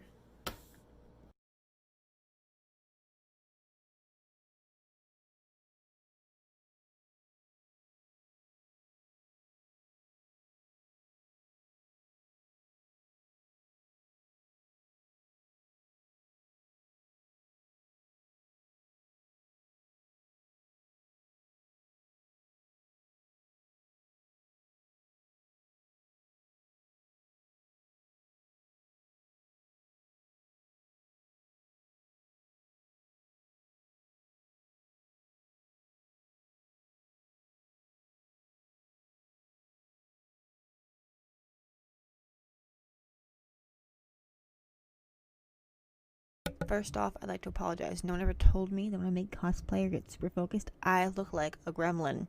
Second of all, thank you for still sticking with me. This is my first time doing a panel like this. It was a little intimidating, sifting through so many hours of time lapse trying to get everything situated and so on and so forth. As you can see, there was so many different videos I did of this because it took such a long time, because there was no actual pattern for this wig. I pretty much just eyeballed it and went as I go. But as you can see, I'm laying down tracks. I'm using T-pins to put everything in. The spandex cap had enough room to put a T-pin in without having to worry about stretching out the cap. If you're doing lace front, I recommend using fabric pins just because they're thinner gauge, so they don't leave any kind of hole in the lace front, whereas the T-pin can tug. Also, if you can notice, sometimes the hair will actually get stuck in the top of the T-pin and it just drives me nuts. But I never lose T-pins. I have a tendency to sometimes lose fabric pins, and I have cats and I really don't want any needles in their paws, so I just use T-pins and suffer with it. If I do end up doing lace though, I do use fabric pins just because they're thinner. But as you can see, it was a long process. The camera did fall a couple times because my sister has a kitten and he liked to chew on my charging cable because he's a kitten and that's what he does. But yeah, I did stop a few times. Actually, in the one in the middle right now, you can see that I actually am cutting it down a bit because the there was just so much hair that had to be cut down so I could actually see where it was going, especially with the tracks. I wanted to make sure it laid right, because with a thinner wig, or a shorter wig rather, you want to make sure that it lays properly, otherwise it looks like a glob of unnatural hair growth. But if the spacing's too wide, you can see the tracks. So with a short wig, you have to make sure that you have the spacing just perfect, otherwise you'll just see the tracks and it will not look natural at all. Not that blue hair with purple and pink is natural, but you know, it's manga. Nothing is off the table. We got that going for us. But as you can see, I do end up taking a little break because it's so long. I was doing this for over 20 hours. Easy peasy. These videos are in, some of them are in times 10, some of them are in times 15, and a couple are in times 5. And yes, sometimes I do put stuff in my hair because I don't have a reason for you. I just do it. It's kind of like a thing. If it's in my hand, it's somewhere on my body. Either a hat or hairpin. And yes, as you can see, my hair does change color. I was dyeing it because laying down track is very, very time consuming, because you want to make sure you have the track down where you want it before you start sewing, because otherwise you're using a seam ripper to undo everything you just did, which I ended up doing later on anyway because I wasn't happy with the spacing the first couple times. Trying to figure out what colors to add in, because in the manga Sam does have a bit of green and yellowy to him, but I talked to my partner Adrian about it because he also read the manga, because this wig is actually for him, not me, so that's why it's not completely finished when I show you the last video. It's because I have to cut it to him specifically. He's a whole different face shape than myself, so I want to make sure it lays perfectly on him instead of myself, so that is done from me, finished to him, kind of a thing. But as you can see, I kind of got bored with the wig for like a hot minute, and I was like, you know what, I have my scissors out, I'm just gonna, you know, chop up this Attack on Titan wig a little bit so it lays better. That's one of the first wigs I ever got. It was a hot mess. It was like broken and damaged when I got it in the mail. It was horrendous. I wore it once, I was like a porcupine. It just had way too much hair in it, and it was too broken. So I ended up just, you know, cutting it all out so I could actually wear it as a proper Aaron wig. Weight-wise, though, I think my Padme Amidala, the wig I wear for the Rainbow Wedding, is the heaviest one. That's almost 5 pounds easy. But yeah, choppy. Yeah, it was just a lot of track laying because there was no set pattern for his dye jobs on the side of his head, because he's kind of like a very like shaved head kind of wig. So I had to figure out the best ratio to show off the tricolors in his hair, because there's not even like an alternating pattern. It's just globby glue. So I'm just like, ooh, how am I gonna do this so it looks like natural-ish? But yeah, as you can see, it took a lot of time and effort, and there's me trying it on because I'm trying to see how it lays and make sure everything sits okay, and I'm just like, yeah, I can't see with my glasses. So yeah, more track laying and more everything else. This wig that I'm doing for the hair, I got the hair from, yeah, I put hair on my head. I have no soul. I'm just kind of vibing in the corner. I got it from Amazon. I think it was like it was $12. The other wig was $15. This wig was $12, and honestly, that's pretty good for all the hair I got from it, because hair anymore is so expensive that actually I use bias tape. I think I said that right. And I'll lay down the hair that I cut off that was, you know, too long, the excess, and then I'll do a zigzag stitch, and then I'll put another tape over it, and I'll do a locking stitch, like a safety stitch. Think of like if you have a surgery, you know what I'm talking about.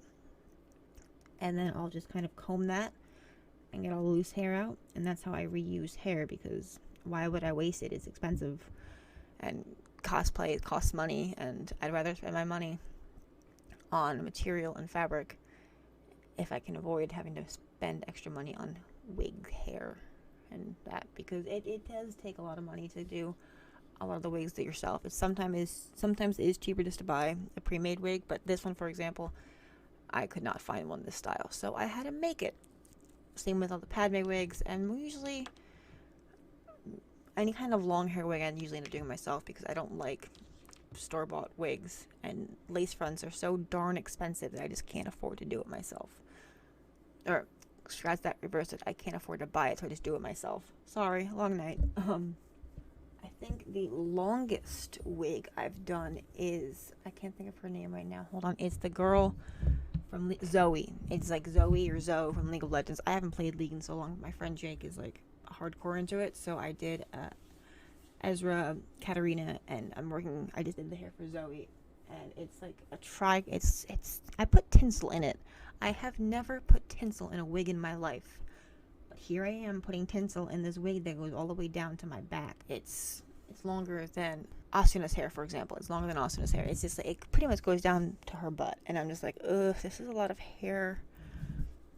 But yeah, as you can see, I took a few different times of like combing it out and brushing it out just to make sure it was laying right, because that's one of the things, most important things you can do is make sure the lay is correct. Now, as you can see on the video on the left, the one, I'm almost done. This was the final, like the grand, like final, this was the last, like, ooh, I'm gonna get this all done tonight. So I kind of just powered through, and I was so excited. It came out really well. As you can see, it blends in pretty well. You can't see any of the tracks, and I was actually really worried about the thicker elastic band at the bottom.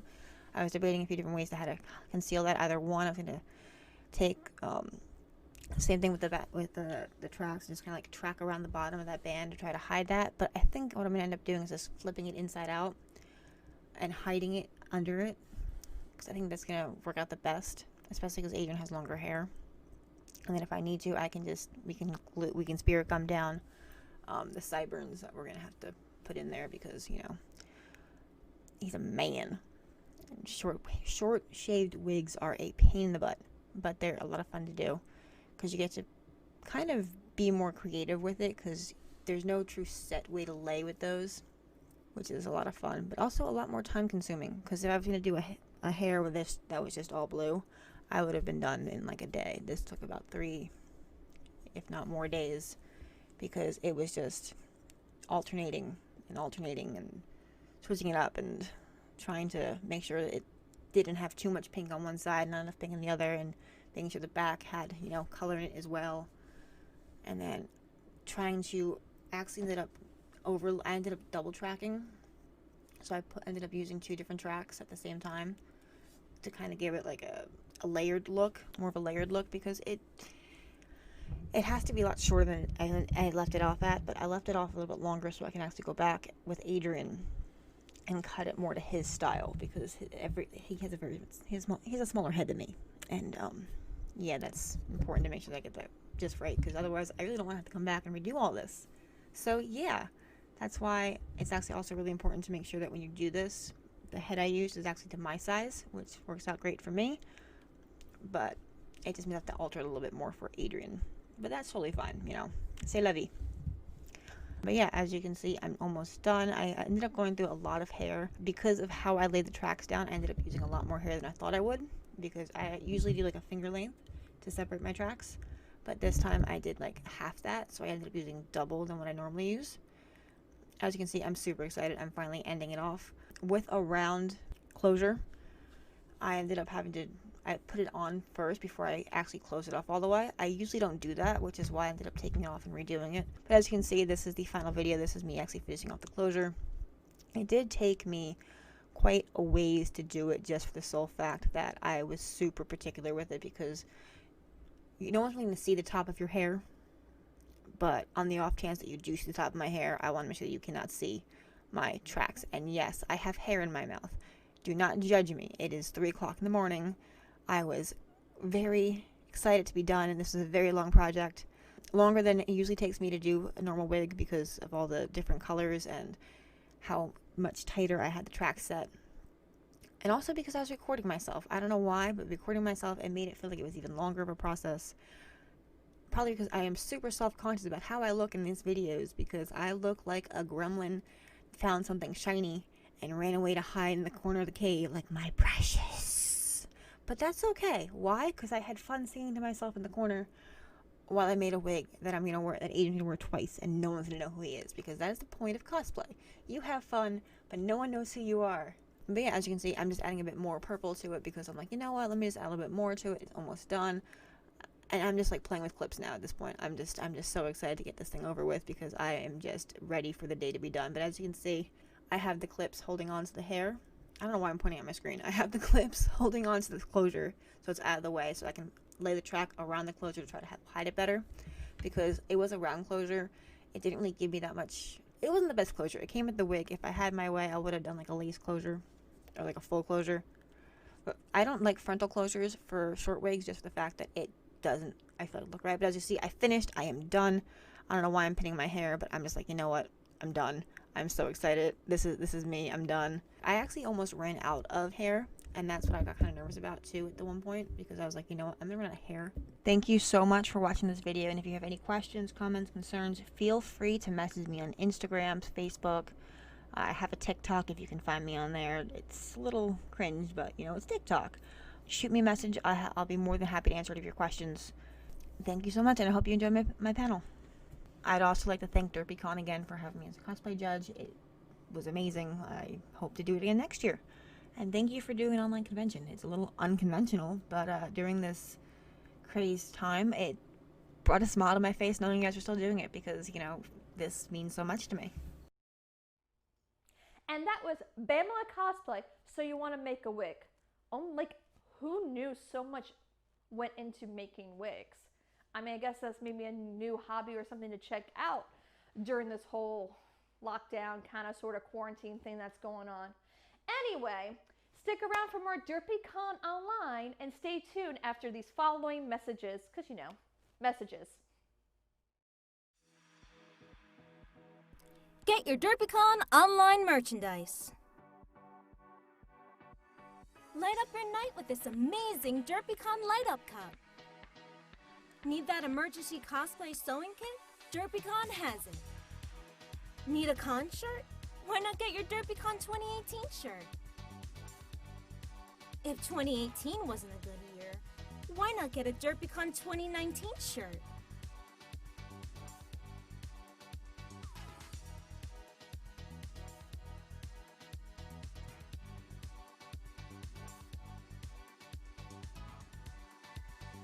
Get your DerpyCon merch now at derpycon.com/store.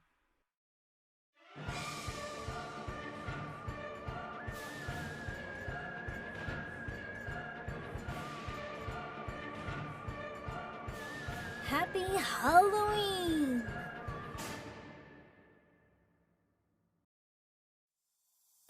Kawaii-fy your life with a Kawaii box. Enter our giveaway for a chance to win a Kawaii box. Learn more at derpycon.com/giveaway.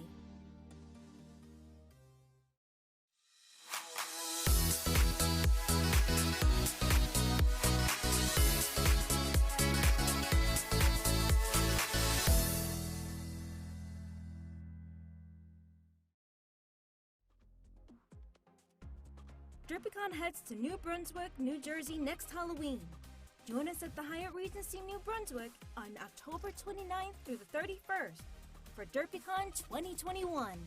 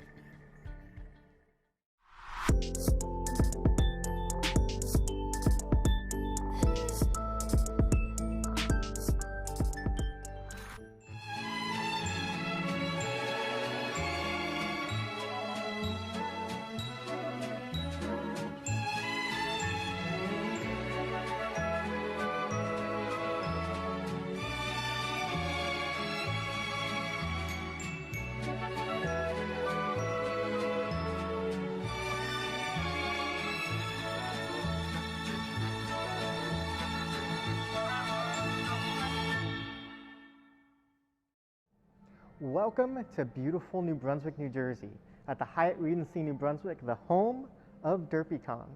Our first stop on our New Brunswick adventure is right here at the venue, right next to these lovely rocks, one of the highlights of the hotel. And behind me, your venue for DerpyCon, starting in 2021.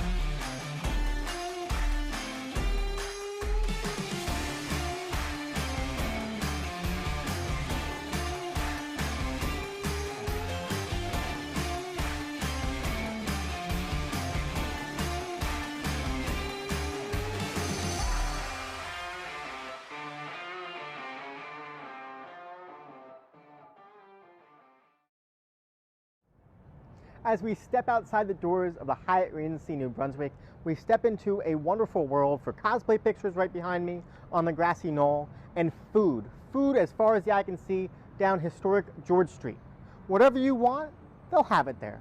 You want a bowl of ramen? We got a restaurant for that. You want sushi? We have that. You want burgers? You can find countless of them. Just a slice of pizza? That's just a block away. What about tacos? You bet. No matter what you're in the mood for, you can find it just 1 minute away from the venue. You won't be gone long, you won't miss your favorite panels, you won't miss the major events, and you can catch some cosplay photos on the way back. So if you're driving into town, like me, and you're wondering where you're going to park, you can park right here on site. The Hyatt Regency New Brunswick has a full parking garage connected to the building. Whether you're staying for the weekend or just coming for the day, you can park right here and just be minutes away from the action, and your car will be close to lug all that great merch that you'll be getting in the exhibit hall.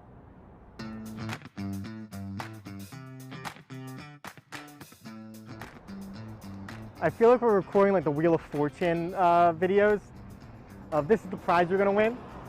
We're recording them right here in New Brunswick, because who wouldn't want to win a weekend package to New Brunswick? Stay tuned. So our first restaurant stop is right across the street on Church Street in the Blackthorn Restaurant and Irish Pub.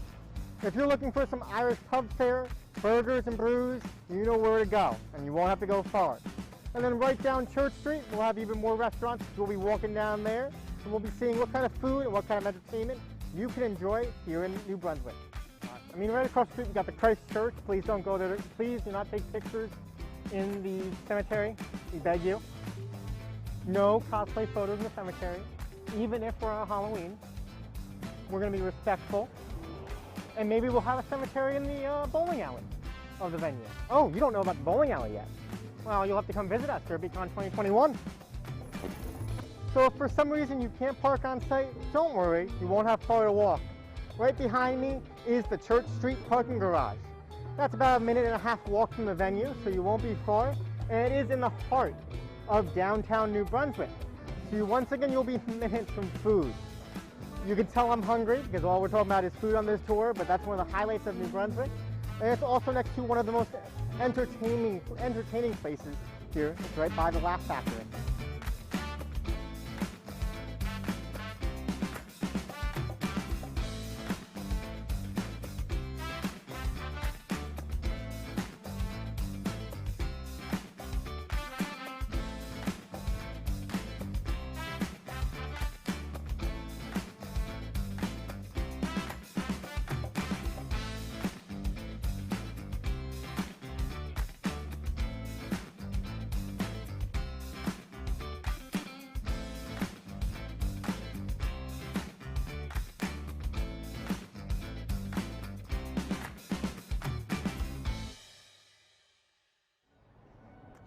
As we continue our adventure down George Street, we have a Dunkin' Donuts over here, so if you need your morning coffee, Dunkin's the place to go. I might be there too. You might find me here at Dunkin' grabbing some coffees for myself and everyone but the con chair, since we know he's going to want his Starbucks. As we got some restaurants, we have Master Nu, one of the great Asian restaurants we have here. You're looking for some barbecue, you're looking for some noodles, looking for some fried chicken, we got it right here. As we continue down, we got the Hub City Brew House, A lot of beers on tap right here. So you got your brews, you got your burgers. One of the good places to eat. One of the best spots to go for a bite to eat, and my personal recommendation, is the Tavern on George. A historic building full of great pub fare, burgers, salads, sandwiches, soups, and of course some brews. This is a wonderful spot to stop, grab a bite to eat, enjoy some music on the weekends. And if you're fancying to watch some of the football games, they got that on a lot of TVs inside. There's going to be a lot that you can do right here on the Tavern on George, one of the historic locations here in downtown New Brunswick. It may not be Nando's, so you might not get your National Harbor feel, but you still get your Popeyes.